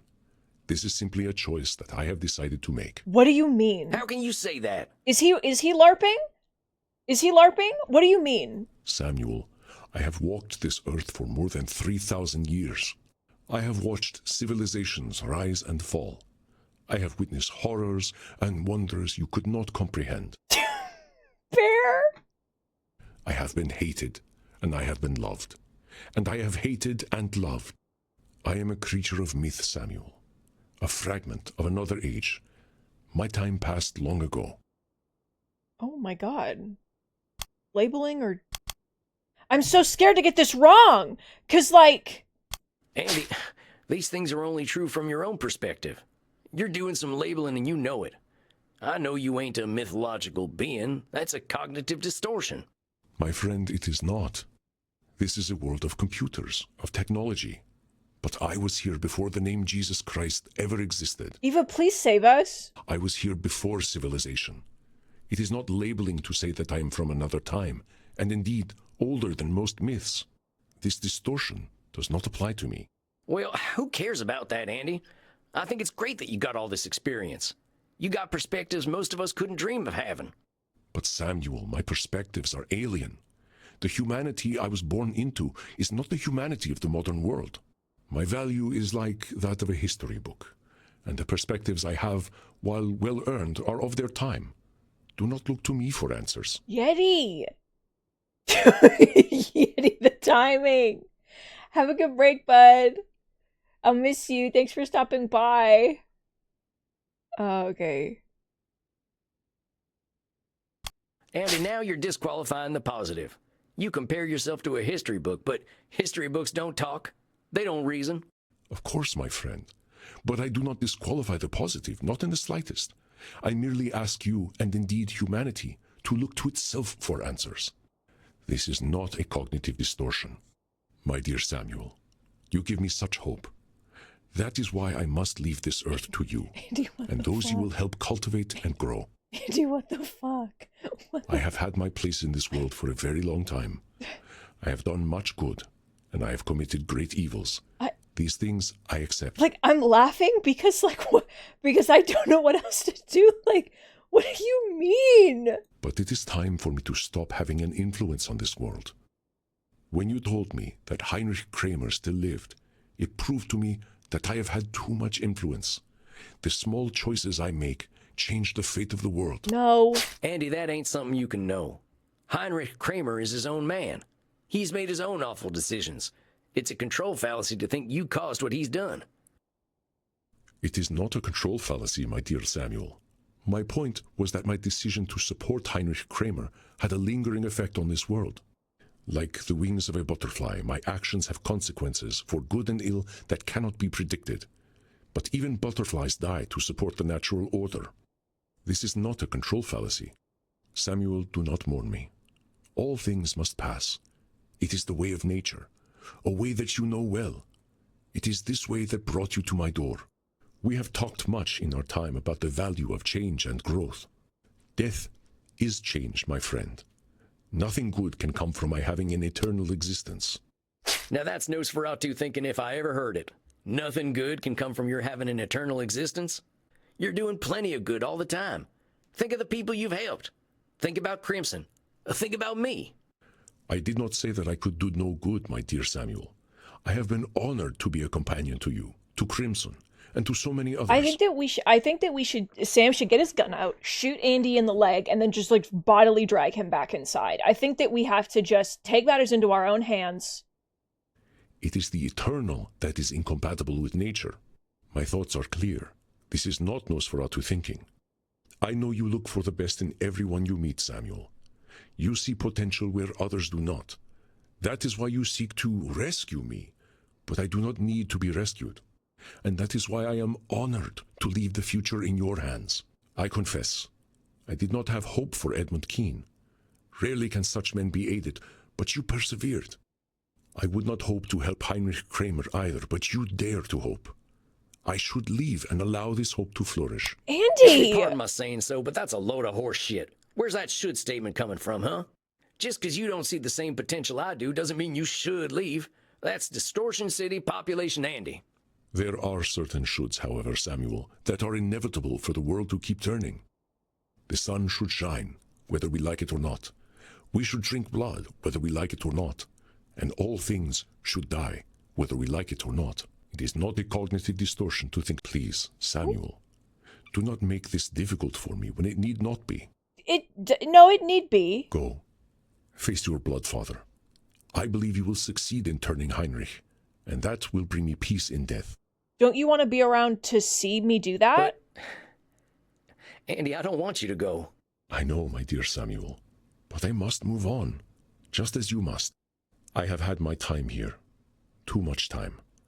Too much blood has been spilled on my account. I have done much to atone for this, but for good or ill, my time must be over. I have a confession, Samuel. Perhaps it will make my decision clearer to you. I am Heinrich's bloodfather. Oh. What? I made him into a vampire. I gave him eternal life. In my hatred for humanity, I empowered him in his dark work. It is my choice that brought the Malleus Maleficarum into existence. My choice that fueled the deaths of so many. The beating of my wings 600 years ago killed your brother, destroyed your family, even caused the death of your princess. I am so sorry, Samuel, but I hope you can understand why I must go. The world does not need my continued influence. There is no cognitive distortion that clouds my thoughts. Only the clarity of seeing the long arc of history formed by my hand. I don't know what to say, Andy. Then say nothing, Samuel. Go back downstairs. Live your own life. I have accepted my influence on this world, but that influence is over now. Crimson is now a vampire. She needs me no longer. You are a greater therapist than I. I am at peace. If I may offer a last word of advice, my friend, remember your strength. Approach every client with the same mentality you always have, and it will serve you well. Is he actually going to do it? Wait a minute. Approach every client the same way. I know what Andy needs. Horse. Now, I wish to see the sun rise one last time. There is nothing more you can do for me, Samuel. That's where you're wrong, Andy.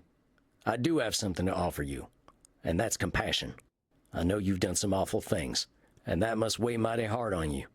I can imagine the pain you feel at seeing someone like Heinrich Kramer running around reminding you of the vampire you used to be. I appreciate your empathy more than I can say, Samuel. You are right. It is painful. But my decision is about more than pain. I know my presence is unnatural. My world has died so many times over. Bear. I know it has, Andy. I watched my friends and family die out a few times. You've done it 100 times at least. Thank you, Becca. If you didn't feel that, there'd definitely be something wrong with you. I'd say that pain is more natural than anything. But you don't have to feel that pain alone, Andy. You've made this world a better place so you don't have to. You are kind, dear Samuel. Too kind to an old relic like myself. But I do not wish to see the history I have created.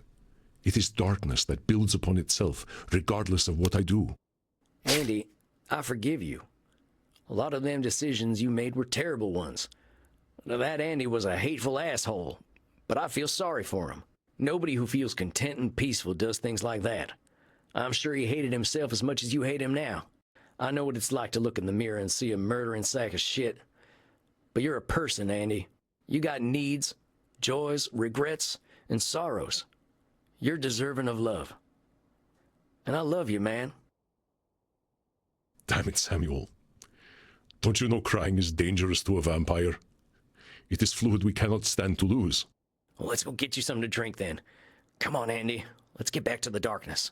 Thank you, Samuel. Thank you. Jesus fucking Christ. I thought he was going to do it. What a night. Poor Andy. I think he'll be okay, though. The centaur is in the coffin. I literally thought when we ran into distortions that he was just going to do it. And I was like, is this therapy game gonna end with your therapist killing himself? Like, we live in a society? It's okay. Holy shit. Oh my god. Being human means we're gonna keep making mistakes, but we'll have to accept them and forgive ourselves. I'll keep an eye on Andy before we leave, but he seems pretty eager to help me with Heinrich now. That ought to keep him going. Can he come with us? He gave me this here coffin as a gift, and I'll definitely think of him whenever I'm resting in it. Yeah? Now then, I think I'll do a little reading from my favorite book. Something to inspire me for the challenges ahead. I learned this, at least by my experiment, that if one advances confidently in the direction of his dreams and endeavors to live the life which he has imagined, he will meet with success unexpected in common hours. In proportion as he simplifies his life, the laws of the universe will appear less complex, and solitude will not be solitude, nor poverty poverty, nor weakness weakness. Yeah, you got it, Henry. I'll just keep walking and everything will turn out okay. Now, time to watch Mo yank Larry's hair out. Oh, there ain't nothing funnier than some good old slapstick violence. Hell yeah, my friend. I'm glad that you're decompressing after everything that just happened, because I'm not. No. All right, I think I'm nice and relaxed now. Time for some good rest. The real journeys are still to come. Oh my god. I'm like... I feel exhausted, like emotionally exhausted. Tonight's the night. Time to hit the dusty trail back home. You ain't gonna take any sunrise strolls, right, Chief? Yeah, let's make some fucking jokes about it, Sam. I am fine now. It was a momentary lapse of self-awareness. I have much to regret, but much to live for as well.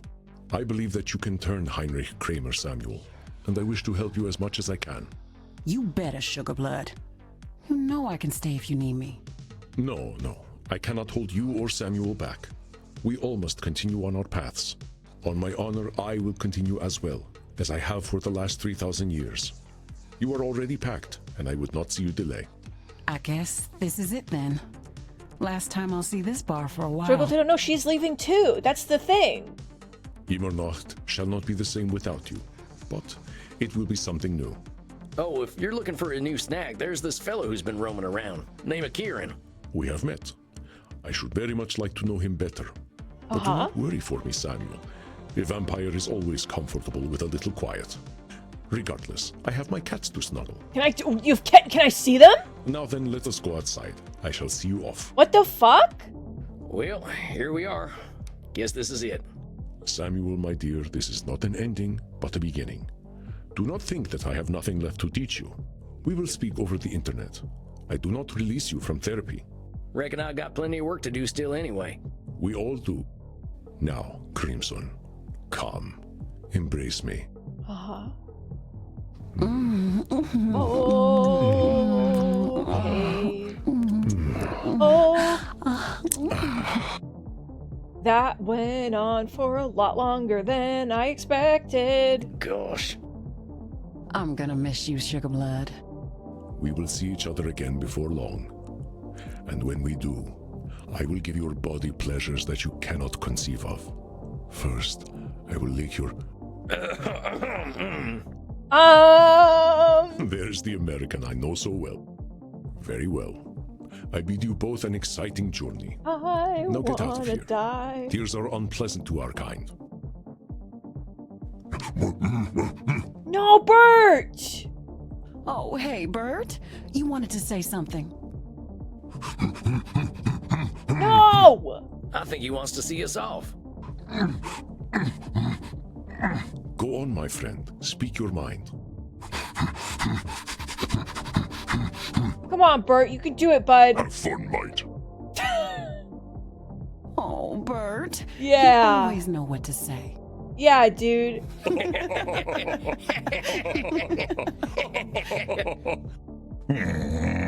No, come on, bud. That's it then. In the past months, I've learned more about myself than I did in the last 2 centuries. 1 second, let me just sit over here. I got reasons to hope that I can put my skills to use back home, and that I can help anyone who's ready to be helped. For the first time in my life, I got real friends who can't die, and together, We can be better vampires than we ever were alone. I was lost once. I didn't know what I was put on this earth to do. I didn't know why I died. I didn't know who I was. I may be a vampire, but I can reflect now. Now I know who I am. Yeah, dude.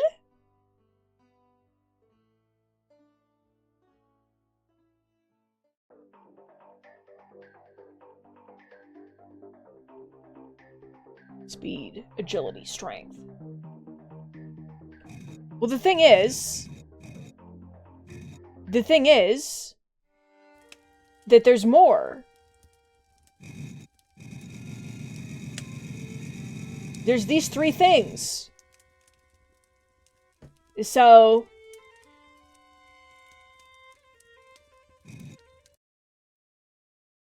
don't even fucking think for a second that it's over. Samuel, my dear, thank you for making the time to speak with me. Sitting on his hand. Come on, Andy. I've got all eternity. I've always got time for you. Hello? An elder vampire such as I should not need your time. But I have been rather foolish of late, and disappointingly powerless against my own cognitive distortions. Whoa, Chief, slow down. I can't catch up with all the cognitive distortions you're shooting right now.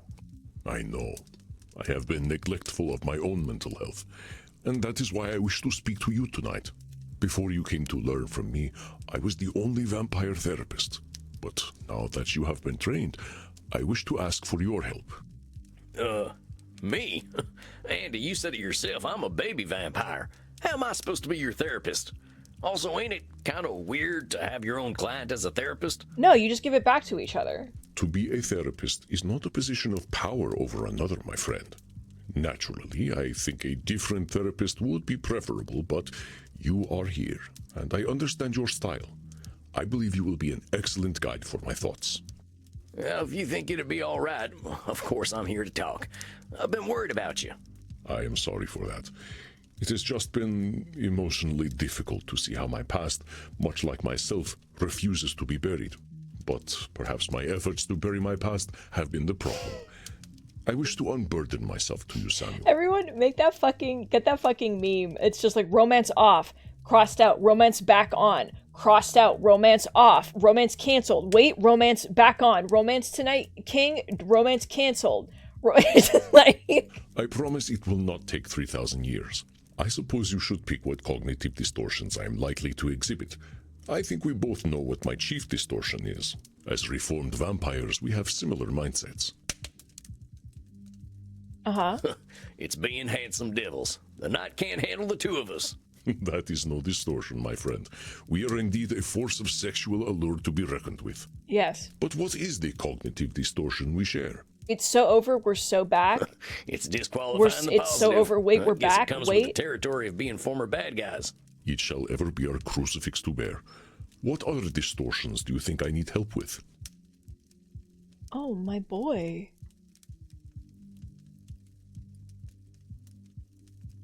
What did we do when he was this?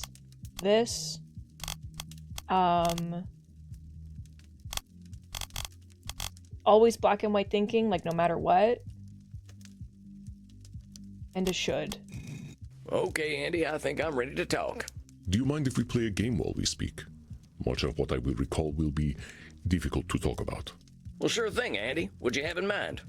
Let us play a little Settlers of Wallachia. Of course. Sure thing, Chief.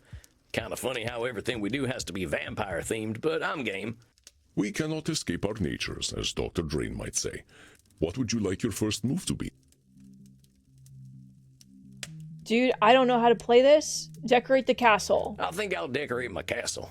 They never looked that welcoming to me. I'm afraid the only decorations the game offers are impaled mortals.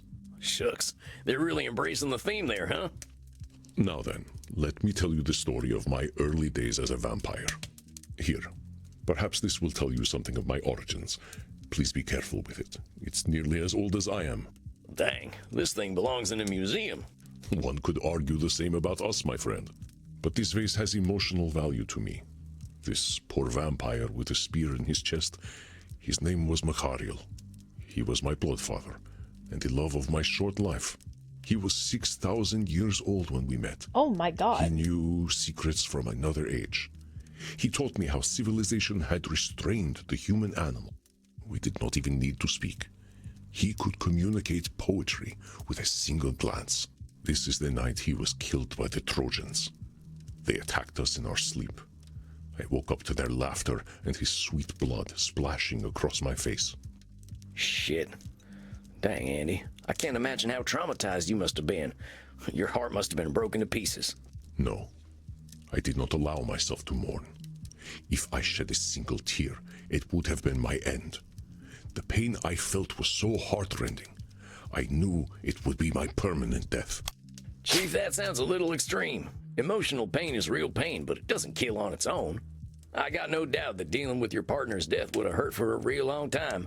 But people have been losing their partners since before we had words to speak with, and they all survived that pain. Yes, I was young, Samuel. Like Edmund, I believed my pain was above all other pain. It is difficult to challenge a young vampire's extreme emotions. I could not face my own sorrow, and so I turned my still heart toward anger and vengeance alone. And my vengeance was mighty indeed. I tortured Mechariel's killers, of course. Of course, but yeah. this did not cool my blood for even a moment. I was resolved to taint their entire race. I planted a seed of darkness in the Trojan people that would blossom into a corrupted Roman Empire. Okay. Oh, hold your horses there, boss. You saying you caused the fall of the Roman Empire? Yes, the Trojans made Mechariel bleed. So I ensured that their fields were sown with blood, and all their harvests would taste of death. Their empire would be tainted from the start, built on suffering, and I aimed to ensure they would suffer. I guess men really always have been thinking about the Roman Empire, but that's a lot to swallow, Chief. I don't know that one man can bring down an empire. Perhaps, but I can draw a direct link from my actions to the tainted history of Rome. Mythology says that it was Athena who brought down Troy, but it was I. You see, it was I who eliminated the opposition to letting the Trojan horse into the city of Troy. I'd like to show you a painting I commissioned of this event. I think you would appreciate it. Okay. Well, hot dang, that is one beautiful horse. It's a big fucking horse, dude. I thought you would appreciate the craftsmanship. We men of war love our horses. Hey, I'm a man of peace now. I love horses even more. What's it say on the side of the horse? Faladum votum. It means a gift or sacrifice of Pallas. What's Pallas? Historians might tell you it is a pseudonym for Athena, and the gift of the Trojan horse was in her name. That was not my meaning. Let me explain. After the fall of Troy, the Trojans were led by a man named Aeneas, though I usually thought of him as Enos. Of course. Real mature, Chief. Come now, Samuel, I was young. Anyway, Aeneas was the ideal the Trojans wished to live up to. He was extraordinarily handsome, strong, and wise, not a mindless killer like those who killed my Mechariel. But I would reveal this ideal to be false. I knew the mind of Aeneas. He was a Trojan, and like all Trojans, selfish and cruel. I would prove there was nothing redeemable about a Trojan. Okay. Oh, but Chief, before a Trojan's a Trojan, they're a human. Maybe Trojan culture taught some of them to be a certain way, but being Trojan ain't in anyone's blood. Andy, have you read the Song of Achilles? Besides, ain't it you who's always reminded me that vampires don't have nationalities? You are of course correct, my friend. Aeneas was born a human, not a Trojan. But I wished to hurt him and all his people. After the siege of Troy, the Trojans were a landless people. They drifted across the Mediterranean to the great city of Carthage in northern Africa. Carthage was run by Queen Dido, and even then, women proved more stable rulers. Her people were happy and content and did not fear the immigrant Trojans. They welcomed the wayward foreigners and invited them to settle in Carthage. They were offered fields to farm in, protection, and a fair place in the city. Indeed, Dido herself fell deeply in love with Aeneas, and he with her. It seemed the Trojans had found their peace, but for me this was not fair. Why should the Trojans live in peace? Why should they smile when I wept for Mechariel? I believed they should suffer. Should. There's a lot about the world that ain't fair, Andy. Expecting fairness or that things should be a certain way ain't respecting that reality. I think you were trying to create your own reality, but that's a pretty tall order. Very perceptive, Samuel. If only I had you around back then to share your wisdom, though perhaps I was not ready to receive it. I could only think of hurting the Trojans. I made certain that Aeneas and his Trojans would no longer be welcome in Carthage. I seduced pure Aeneas. He was not so pure when I was done with him. Seduction was always a great skill of mine. Okay. I never would have guessed. But I made sure that Queen Dido saw us. She adored Aeneas, and I broke that poor woman in my lust for vengeance.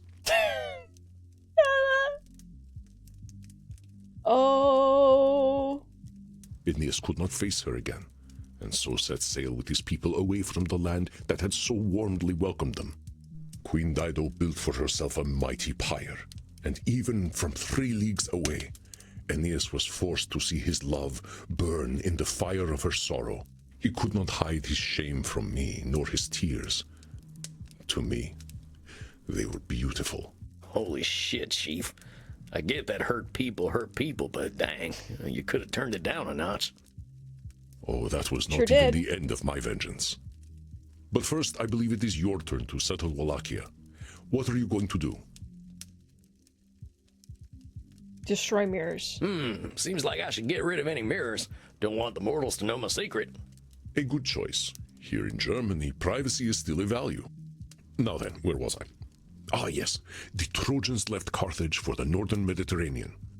In the land we now know as Italy, Aeneas met a noble Greek man named Evander, and to my dismay, they set aside the horrors of the Trojan War and became allies. No!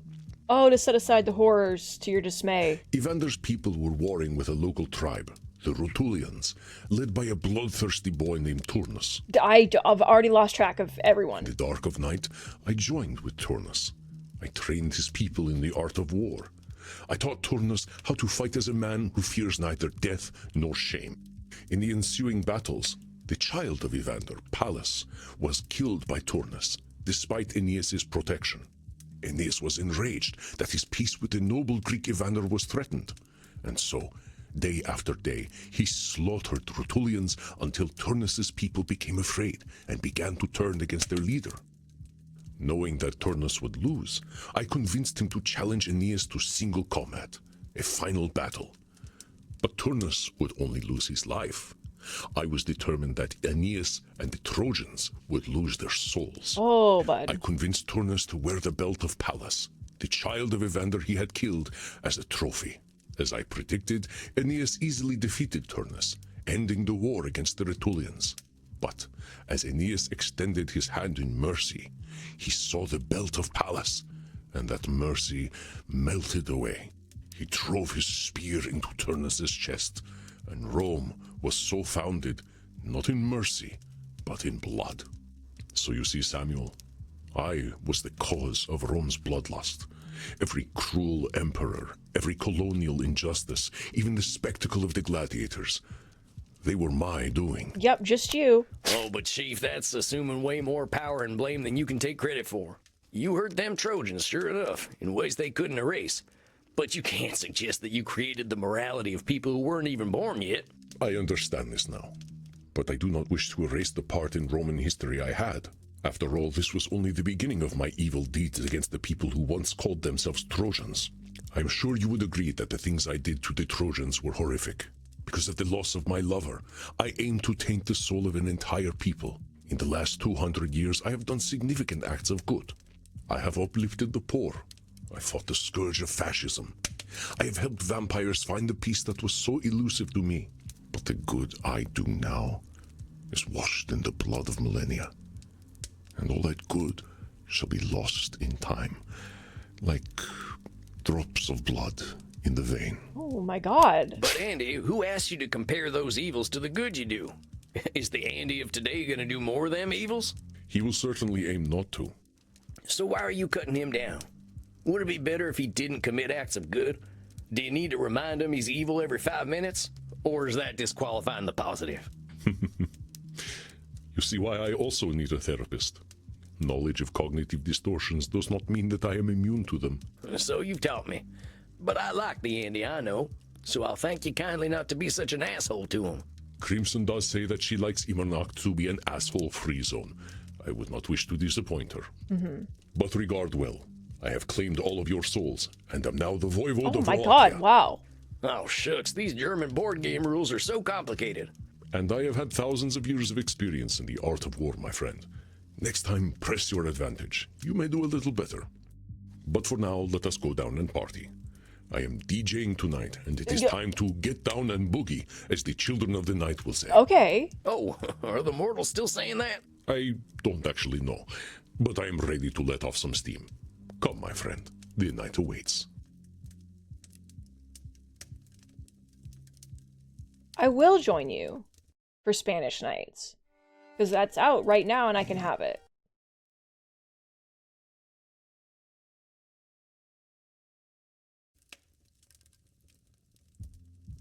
Hello, Samuel.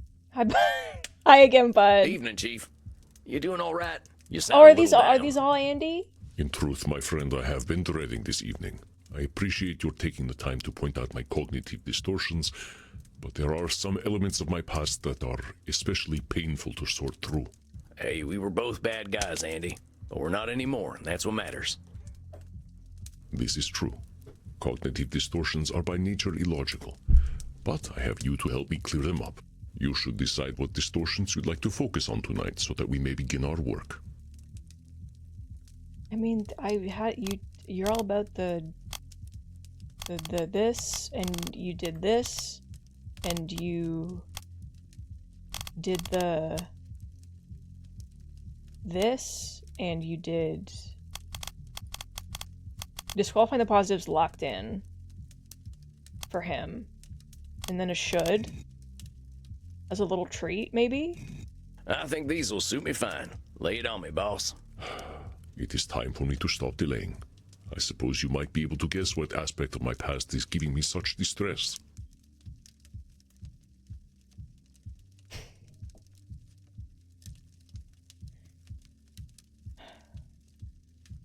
Yeah. I know your history of sexual conquests is probably weighing heavy on you.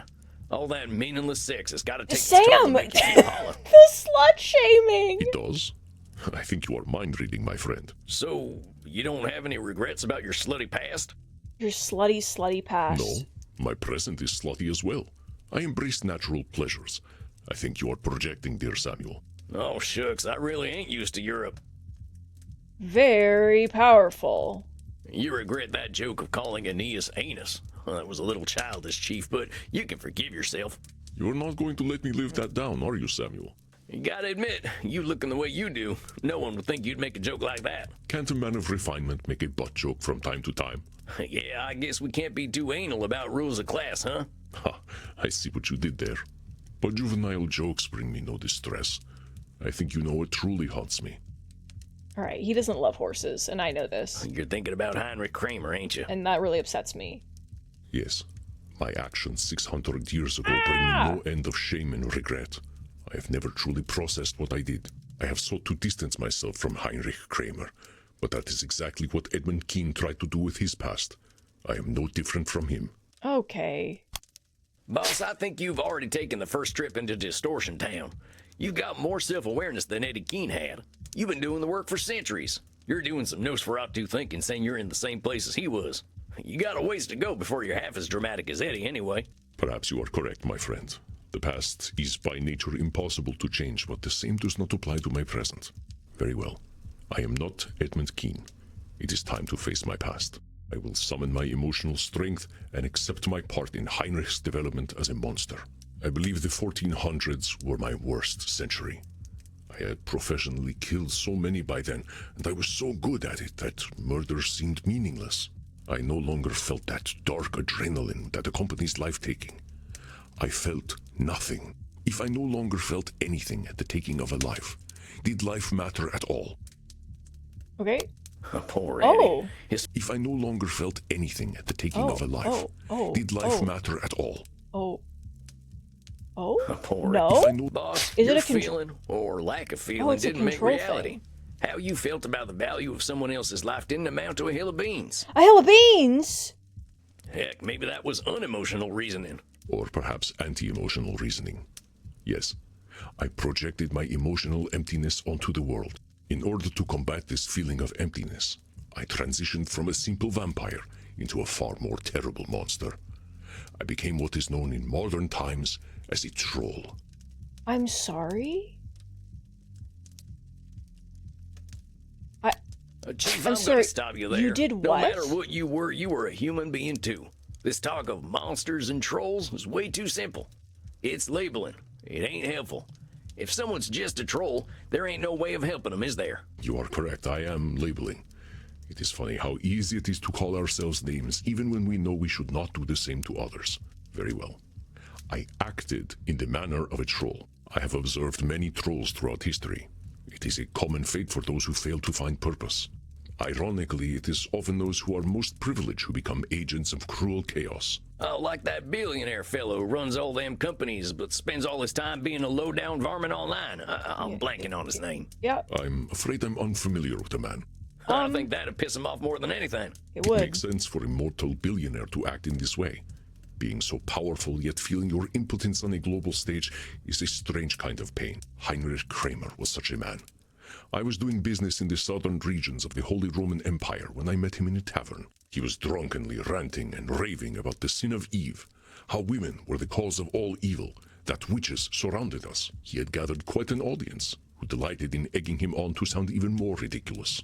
By the end of the night, he was spouting some nonsense about how breasts were chest horns and that all women possessed a sacral hump indicating a vestigial tail. Of course. Wait, what? Was this fella serious?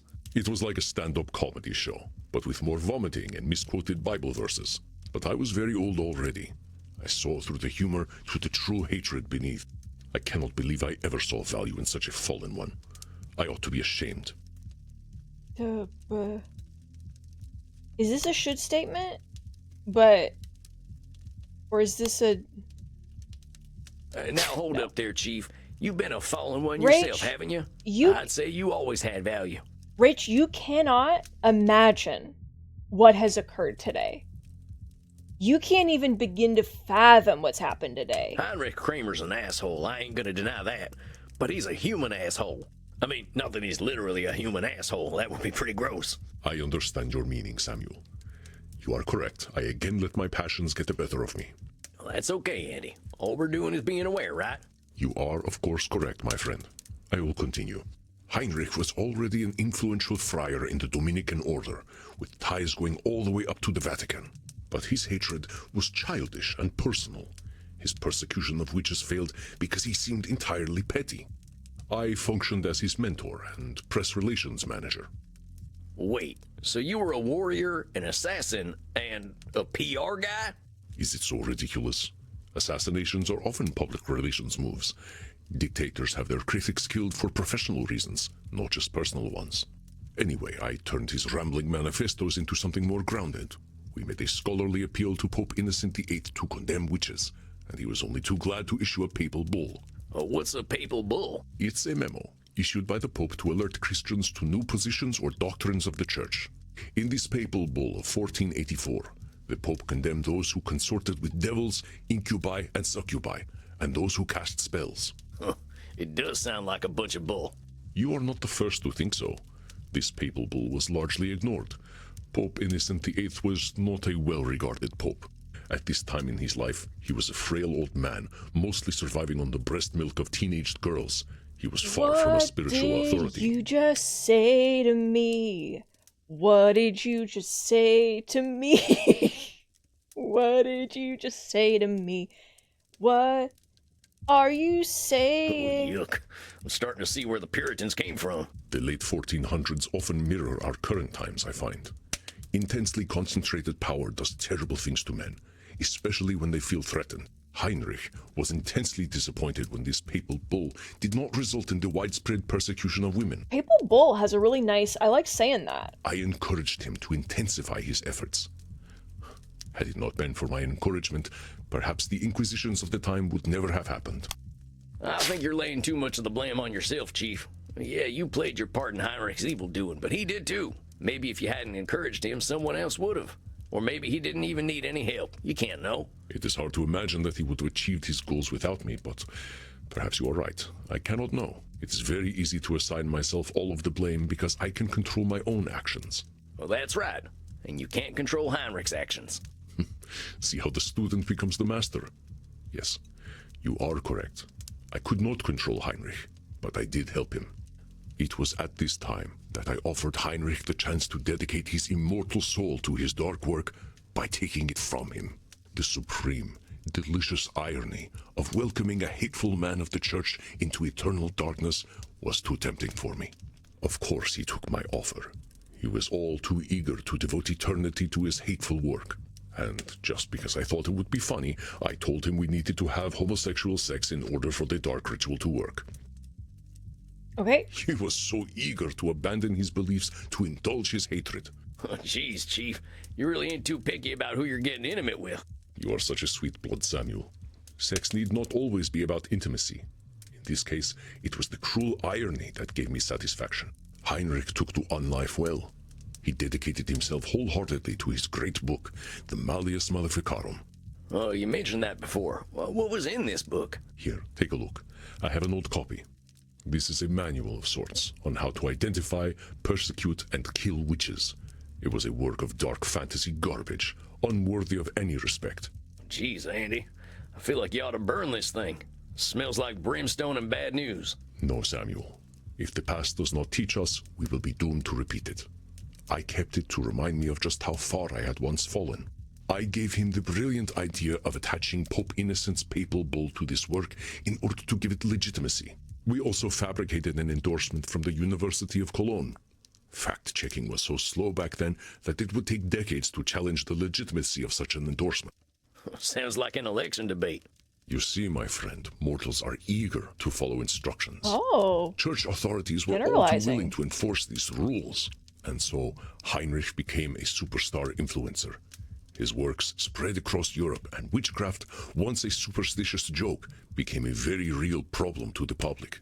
This climate of persecution spread throughout the Holy Roman Empire, and would later fuel witch hunts even in your own country. But even this systemic persecution was not enough to sustain me. Acceptance of radical ideas has a way of normalizing the radical, and I soon became bored of Heinrich. Wait, you helped make a witch hunting manual popular throughout Europe, and then you got bored. A troll requires fuel to feel they matter. If a troll ceases to be radical to others, they are beings without purpose. I told Heinrich as much when I dumped him. I said that he bored me. He was a mere tool to be used.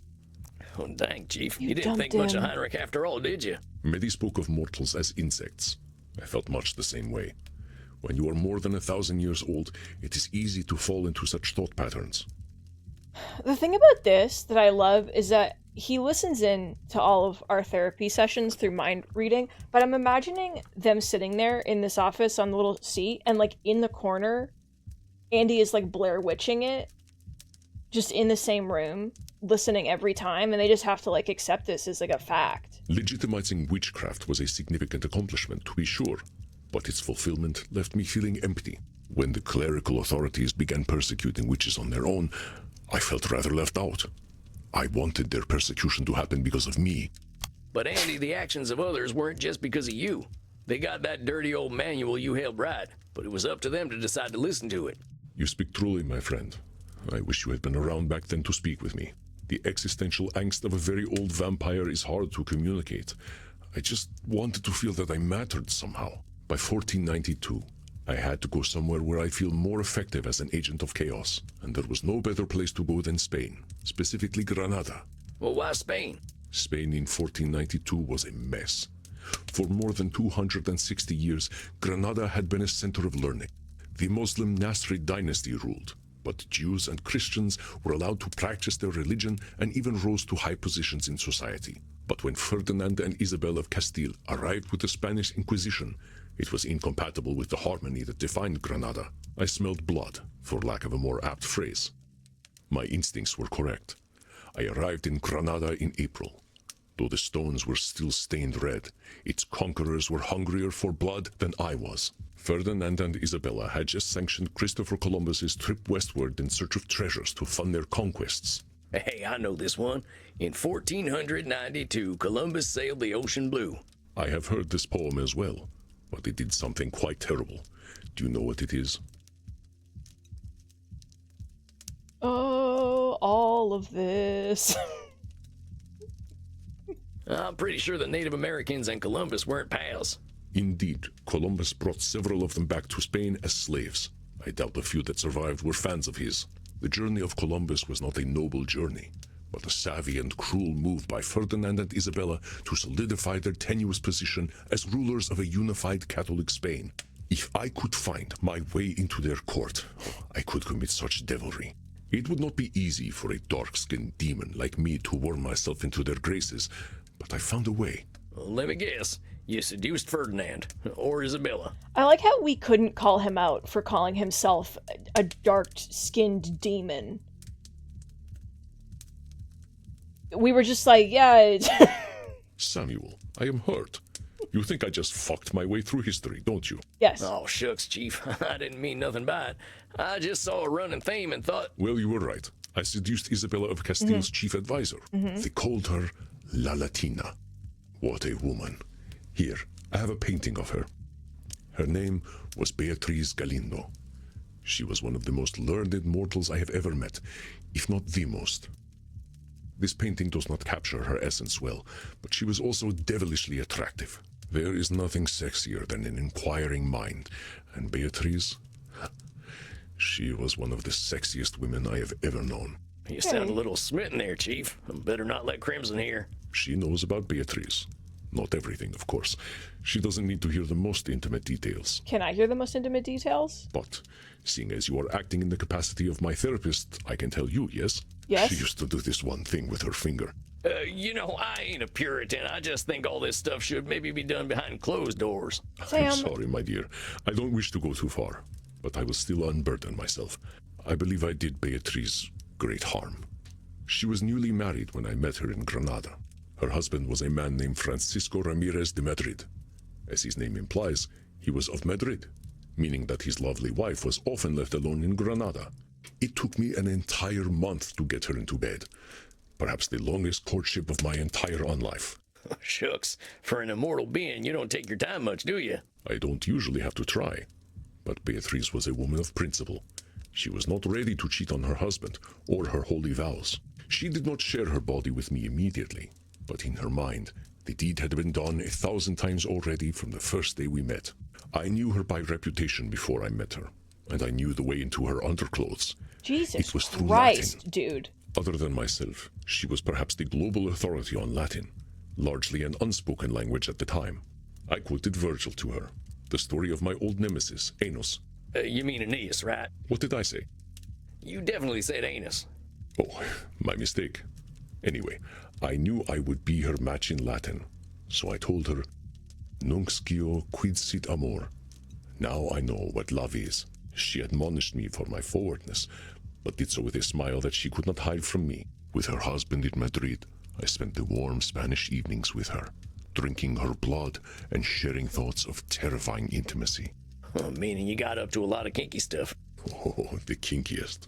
We probed each other so deeply. Do you know what we did? Can you say? I can guess. We discussed Aristotle. Oh, okay, maybe I can't guess. You cannot know true intimacy until you have delved deeply into Aristotelian logic, biology, and virtues with another. Okay, everyone write that down. Write that down as a relationship. Write that down. But Samuel, I used her. Even with the bond we formed, a bond that few couples on this earth could ever achieve, I used her. Through her influence, I was able to embed myself into the Spanish court. I introduced Ferdinand and Isabella to the Malleus Maleficarum. They adored it, of course. They loved blood as much as I did. So you were feeding poison to a couple of already rabid dogs. Yes, it inspired their brutal actions against the conquered Muslims and Jews, which delighted me in this foolish troll era of mine. After evenings discussing mystic ancient virtues with Beatriz, this was a great betrayal.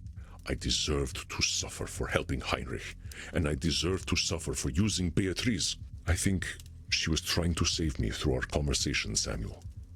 I might have charmed her with my voice and my words, but she knew who I was. Have you read much about Aristotelian ethics? We didn't discuss a lot of Aristotle out on the range. I think he will not be so alien to you. He described a concept known as the virtuous mean. It is not so different from the middle path we speak of so often. Between purposelessness and overambition, there is fair ambition. Between shyness and shamelessness, there is modesty. Reminds me a lot of Isabella D'Este and Dr. Drain. Exactly. We cannot sustain being individuals of pure vice or pure virtue. There is no peace in such ambition. But I could not hear her wisdom. I was Oh, I'm not getting 2,500 years any old. of these. Who was immortal to talk to me about ethics and virtue? It is simply difficult to reconcile my disappointment with myself, Samuel. That I helped the evil and used the virtuous. Once I had helped to fuel the bloody ambitions of Ferdinand and Isabella, I abandoned Beatrice. It is a dark thing indeed to live to be a troll. There is no fulfillment in such a life, only pain. A troll such as I was is a societal toxin. We break down the social contract and reduce humanity to a bestial state. Jesus Christ. No? I think you're giving trolls a little too much credit there. I had this conversation with Dr. Drain once, where we talked about how a vampire is a vampire. Oh, well, a troll is a troll. And a horse is they a don't horse. Control the fate of the universe. A troll's got the power to be a nuisance, but it's up to everyone else to play along with them. From my perspective, a troll is a pretty damn weak person. Yes, you are correct. I was weak. I give myself both too much credit and too much blame. Quite the human paradox, is it not? You're still human, Chief. Alas, I believe I was a far more successful troll than I have been a sincere human being. I used Heinrich and Beatrice more effectively than I have ever helped kindly vampires. Andy, you're disqualifying the positive again. Whatever troll you were in the past, comparing him to the Andy of today is as useful as milking a bull. Don't say Well, that. actually, it might make the bull happy, but we ain't gonna talk about that. Don't say that. Point is, if we're talking about the good you do now, what do your troll days have to do with anything? You're being a real Jesus Count Gloomula Christ. if you're taking something good and ruining it for no reason. Count Gloomula? I know of no such man. I made him up, but he's just who you're being when you're knocking His yourself OC. down. You are correct, Samuel. May that Andromachos remain buried. I will not forget him, but not so that I might torture myself, but to remember how far I have come. I must say, I am feeling much less burdened having spoken with you, my friend. I feel as though I am in bat form already, with the wind beneath my wings. I'm glad to hear that, Andy. I don't want you weighed down. Would you like to go out for a night fly with me, my friend? Yeah, That bats. sounds like a mighty fine idea. Then let us go. The moon is high and the night Oh, awaits. to be creatures. Oh, to be creatures together. Oh, there they are. Oh, fuck. The creatures.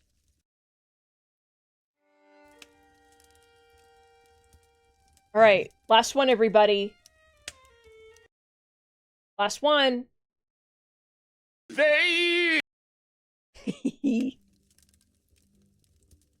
Hey, Andy, you ready for our therapy sesh, partner?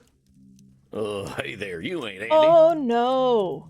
Panoptabella, what are you doing here? I was looking for the bathroom. Well, this ain't the bathroom. I can see that. I'll go then.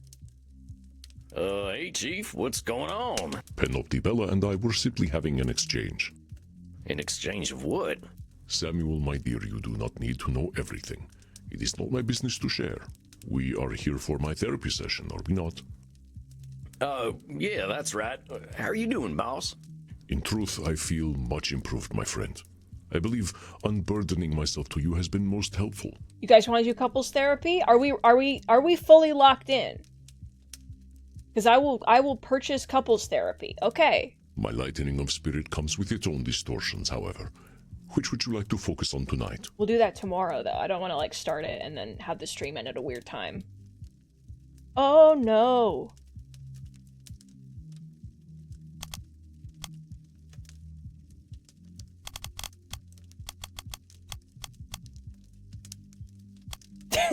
Wine, you don't have to do that. It's okay.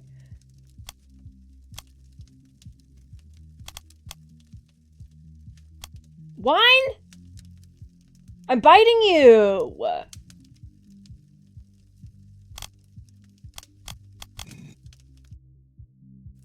I think I've got what I need to handle an ancient vampire. Go on, Chief. What's been on your mind? The last century has been a bit isolating.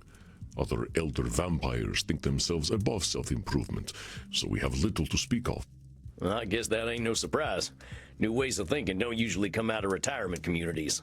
Indeed, we elderly often prefer to sing praises to old glories, but there is no glory in my past, only death. Okay. I want to stop you there, Chief. There is no glory in my past, only death.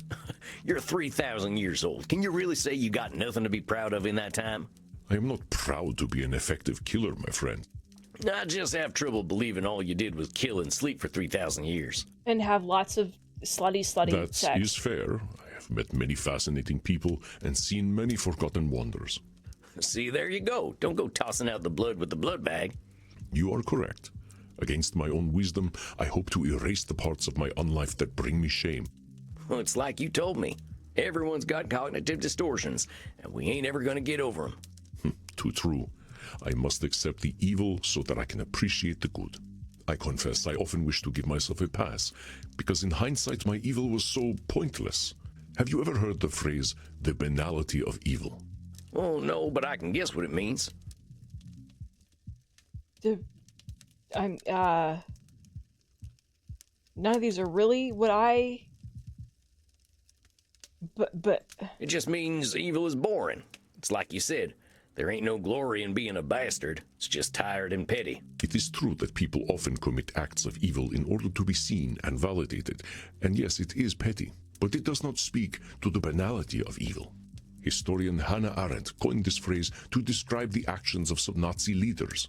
In Western tradition, when we think of evil, we imagine powerful creatures of darkness intent on hurting others. Even in this understanding, evil has no ideology. It is, as you say, dumb. And when we perceive evil as dumb, it is tempting to simply dismiss it. If I live an unlife that is no longer evil, it does not feel right to be judged by the centuries I spent in dumbness. Indeed, it was the realization of the banality of evil that made me question it. Well, how's that? Well, you and I know what effective killers we are. There is no mortal that would dare stand against us. We are physically superhuman. But are we truly greater beings than mortals?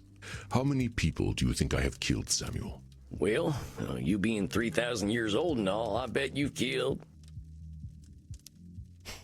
Few billion!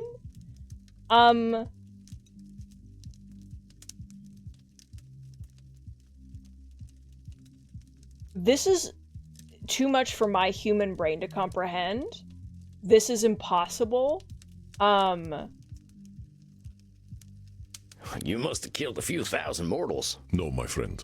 Even if I had sought to be a more ethical vampire, I have lived for more than 1,000,000 nights. You kill a day? I have killed far more than a few thousand mortals. The truth is, I have no idea how many people I have killed. I was certain, however, that I was the dominant force of death in the world. Kill a day? Wait. But in the 20th century, humanity showed me that I was far from superhuman. If I thought I was detached from the value of life, World War I showed me I was not special in this. To me, that's the thing. He blames himself a lot for, like, indirect deaths. Oh, yeah. I kind of missed both of the world wars. I was busy walking at that time. Oh, to be walking while the world's at war. They were terrible, Samuel. Mass death events have happened before. The Napoleonic Wars, the Taiping Rebellion, and even older wars killed millions. But the industrialization of war turned corpses into mere numbers. Humanity could kill its enemies without ever seeing their faces. I was there on the Western Front. I saw mortars and mustard gas used indiscriminately, men ripped to unidentifiable shreds. Day after day, month after month, the bodies filled mass graves, each death contributing to no ultimate goal. Back then, I was a creature who saw death as glorious. I thought that mortals were food, owed to me because I was greater than they. This casual mass murder showed me that I was not above my humanity. Murder was humanity. I'm afraid, Samuel, that I quite lost my appetite for blood. I did not think such a thing was possible for a vampire. Dang, you must have been pretty depressed. You could say that. I was disgusted. With myself. With humanity. Certainly with my own humanity. One night, Standing on a North Sea beach, utterly lost, I walked into the sea. Haven't we all been there? Water filled my lungs, but I did not die. I kept walking into the cold gloom to whatever fate would befall me. What were you thinking in that moment? How deep did you get? I was not without a purpose. All I had was walking. That was all that mattered. That actually does make a lot of sense, I reckon. I did much the same thing. I thought you would understand. Yes, I did not walk for a purpose. Perhaps I was walking to find a purpose. How deep in the ocean did you go? So, what happened? The light of moon and sun faded away. I saw things in the darkness. Flashes of nightmares, giant eyes peering at me in the gloom. Oh, God. I felt the heat of volcanic plumes. Saw explosions of strange life in the corpses of dead whales. So deep, huh? Predators like myself abound in the deep places of the world. These ghosts in the darkness consumed one another, horrors feeding upon horrors. As I walked further still, I came upon the wreckage of a great ship, littered with material reminders of the mortals who once walked its decks. The Titanic? I will never forget the experience of seeing this symbol of humanity's power over nature decaying in the abyss. I had to sketch the great ship as soon as I could. It was named the Titanic. If they bring up the submarine, I'm gonna lose it. The Titanic. I remember that story. John Muir would say it was a symbol of man's hubris. He could be a grumpy old cuss sometimes. I saw it more as a symbol of nature's ignorance of humanity's hubris. The creatures of the cold deep paid it no mind, ignorant of the death all around them, for there were no bodies to speak of. I think it was then that I finally understood. Death, as a Do a state of retake? nature, has no meaning. Do a little bit of retake there? Death only has whatever meaning we give it, and my death had none. You know, I'm pretty sure Eddie Keene said exactly the same thing. I do not deny it. Edmund was in some ways correct. If we do not give our unlives meaning, do they have meaning? Every single time they say unlive, I hear unalive, and it's making me want to die. That's still Nosferatu thinking and disqualifying the positive. You ain't the only one that gets to define the meaning of life and death. Death doesn't erase the memory of a person, just the body. I suppose one could say their hearts will go on.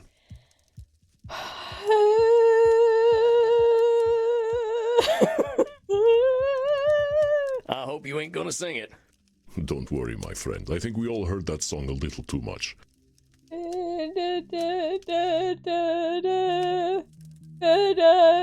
But you are right. I was so sure I understood death, but I was only beginning to understand mortality. You're welcome, Yana. I have to. It's the Canadian national anthem. I get it. There's a reason we're in the same business, I reckon. Your reckoning is well perceived, and I am grateful that I had my own reckoning. As I watched the creatures of the deep swimming among the wreckage of the great ship, I realized how small my life truly was. I had wondered for many centuries what it would be like to venture into space.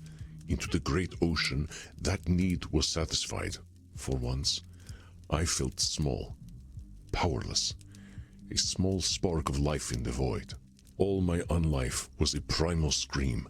I am here, I matter. But I finally understood that I could never be heard. Jesus Christ. I think I get what you're saying, Andy. The deep woods gave me the same experience of feeling small and insignificant. But we can't help but matter, and it's a control fallacy to say we don't. Maybe we don't get heard in the same way we want to be heard, but that we can't control. But the sea knew you were there, just like the woods knew I was there. I must admit, Samuel, I am a bit envious of your wisdom at such a young age. You're welcome. We're wrapping up. This is the last bonus one, and then Wine committed violence against me and got me the couples DLC, so we're going to do that tomorrow. Oh, shucks, I ain't wise. I'm just too much of a fool to know I shouldn't assume too much. Come now, Samuel, this is my session. You can disqualify the positive later. Fair enough. Fair enough. I will say it was a terrifying experience, but one that I am unendingly grateful for. And it was more achievable than going to space. Vampires in space. I guess there's no real reason why we shouldn't go out there. We got time for long travel. Maybe we should take a trip to Mars sometime. Martian vampires? It's a little silly, Samuel.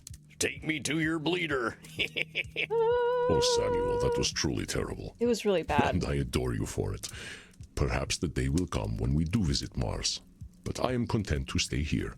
There is much to discover about our existence on Earth. After this dark journey, I walked back across the Atlantic, sustained with fish blood, and a new will to understand myself. In the ocean, like grabbing tuna, just like tackling whole tuna, sinking his teeth in there. My timing could not have been better, because a new form of science was just coming into prominence. Psychology, the study of the self. Bear, the bonuses have all been Andy. It's just some Andy backstory. So we understood where he came from and what he's been doing. Well, when was this? Around 1920. I was not the only human being to question humanity's choices after the Great War. Indeed, if humanity did not question itself after such horrors, this would be a condemned world. Jesus Christ. You've been around a long time, right? You've seen oppression and violence like I couldn't imagine. Yeah, it's just about how he had a lot of sex, and he keeps mentioning it. But somehow, every time folks get knocked down, they dust themselves off again. What was that fucking Tumblr post that Evo really liked, where it's like, is it about Alexander Hamilton? And it's like 400 slutty years. I think you're doing a little catastrophizing, boss. Humanity ain't gonna die out so easily. Perhaps not. I believe the mortals are even more stubborn than we are. The fear of death makes them cling to life. It's too bad everyone can't just become vampires. It'd solve a lot of problems. I think we have enough work on our hands already, my friend. But where was I? Oh, yes. It was my questioning of the self that brought me to this place. Psychology was born right here in Leipzig. No shit. None at all, my friend. A man named Wilhelm Wundt lived just on the street. He developed a method where we describe our own thoughts and sensations. Well, that sounds mighty familiar. Yes, the hints of cognitive distortions were present already. I read his works voraciously. I was obsessed with the study of the self. I became interested in my own feelings. Why did I rage for so long? What did it feel like physically? And I realized that my prevailing feeling was always fear. Like Edmund, I was a coward. Oh dear, the similarities are piling up. Why was I not interested in myself for nearly 3,000 years? I should have shed my ignorance long before. I think you know as well as I do that there was a should statement. I know. I should have recognized my own should. You should have recognized your own should? That's a load of should in one bag. Your observation is certainly valid. I should listen to you more often. Oh, come on, Chief. You don't need to listen to me. Listen to yourself. I am teasing you, Samuel. You really are a dusty old joker, Andy. No, I do appreciate your pointing out my should statement. I did find my way to the self. I was simply not ready to face myself for a few millennia. But I did develop an obsession with knowing myself, and it took me to some very awkward places. All right, Chief, I'm ready. I ain't afraid of sex, so you can talk to me. I suppose it was about sex. Okay. Here we go. This is when I began my studies with Sigmund Freud. I spent much time with him. He shared this obsession with understanding the self. We analyzed each other, which helped us to analyze ourselves. We hid nothing. We knew that we would understand the truth if we laid it bare. The bearing of truth in this case was difficult. I horrified him, I believe. Andy, you can't know what Sigmund Freud was thinking. I know you've done some blood-curdling stuff like I have. If he didn't tell you he was horrified, it's only your guessing. I know this is true logically, but I believe we both opened certain boxes that did not need opening. You don't have to tell me if you don't want to. Take a look at this picture. What is your impression of this woman? She has good hats. Well, she knows how to accessorize, that's for sure. Can't go wrong with a good hat. I'm not much of a hat man myself. I suppose that perfect hair ain't no accident. I allow myself a little vanity. This woman was most beloved by Sigmund. She was his mother. He would show me this very picture and say, Andromochos, if she were your mother, you would want to fuck her too. Yeah? I don't use this phrase often for obvious reasons, but what in the Sam hell? He could not imagine why anyone else would feel differently. Of course, I overshared with him as well. I do not think my recounting of the convent of San Sisto orgy of 1417 helped us to gain a greater sense of self-awareness. Though I always found it humorously ironic the way the nuns still cried out to God.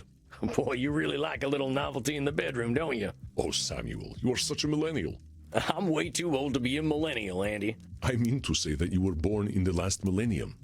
You will understand when you are over 1,000 years old. You know, you're not my daddy.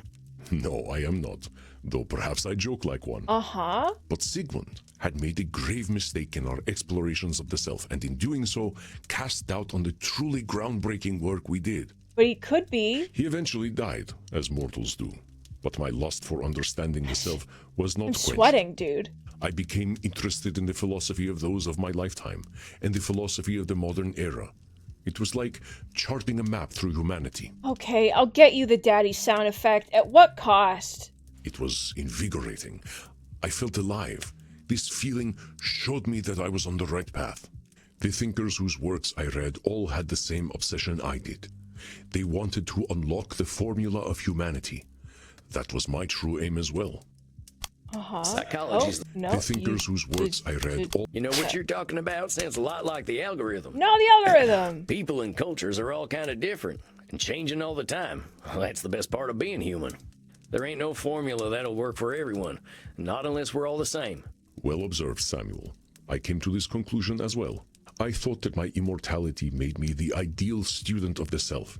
I had time to question and explore, but I did not account for the fact that the act of questioning made me grow and change myself. I am no longer the man I was yesterday, and tomorrow I shall be someone new. I have become aware of ways in which I could be more mindful, more kind, more fashionable even. Very important. I chase the truth, Samuel, and I chase the good.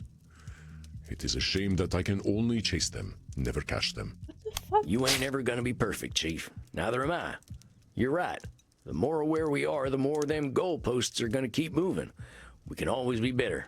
But I think you're disqualifying the positive of being good enough. You're trying, Andy, every day. I think that's the battle won right there. You ain't gonna slip now. 4,000-year-old Andy is gonna be a force of good to be reckoned with. I know. It reminds me of a pearl of wisdom Marcus Aurelius gave me that I could not yet understand. He said, "Waste no time in arguing what a good person should be. Be one." I take these words to heart now, but it is hard to not have deep regrets. I think you know how to address them regrets there, Andy. Are you going to do the horse thing? I would prefer you didn't. Do the horse thing. No, I ain't gonna do the horse thing. Please. I am relieved. But yes, you know what I need, and I gratefully accept it. Andy, let's accept all the dark deeds you done. Let's accept that it took you a long time to change. Ain't no getting around that. It's time to show a little compassion. You're doing your best. You're a better person for all the work you done. You, my friend, are good enough. Good enough. I suppose I am. Would you like a hug there, boss? I would love a hug, my friend. Can I see it? Can I see it? Can I see it? Can I... Hello? Hello? Is anybody out there? Can anybody hear me? Ah!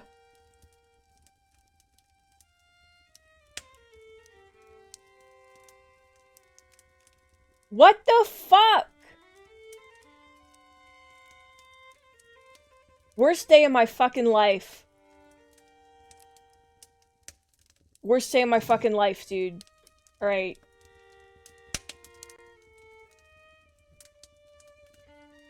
Alright, guys. Well, tomorrow, we know what's up. Tomorrow, couples therapy. I don't even know what that even means. Thanks for coming, everybody, and being here with me. I didn't think this was going to be the whole stream. I thought we were going to beat the game within like an hour, and then, I don't know, like power wash or something. But yeah, I'll see you guys tomorrow. Eva guess she's working, but I mean, I'll see. Maybe. I love you guys very much. Have a good rest of your day. I'll see you tomorrow. Goodbye.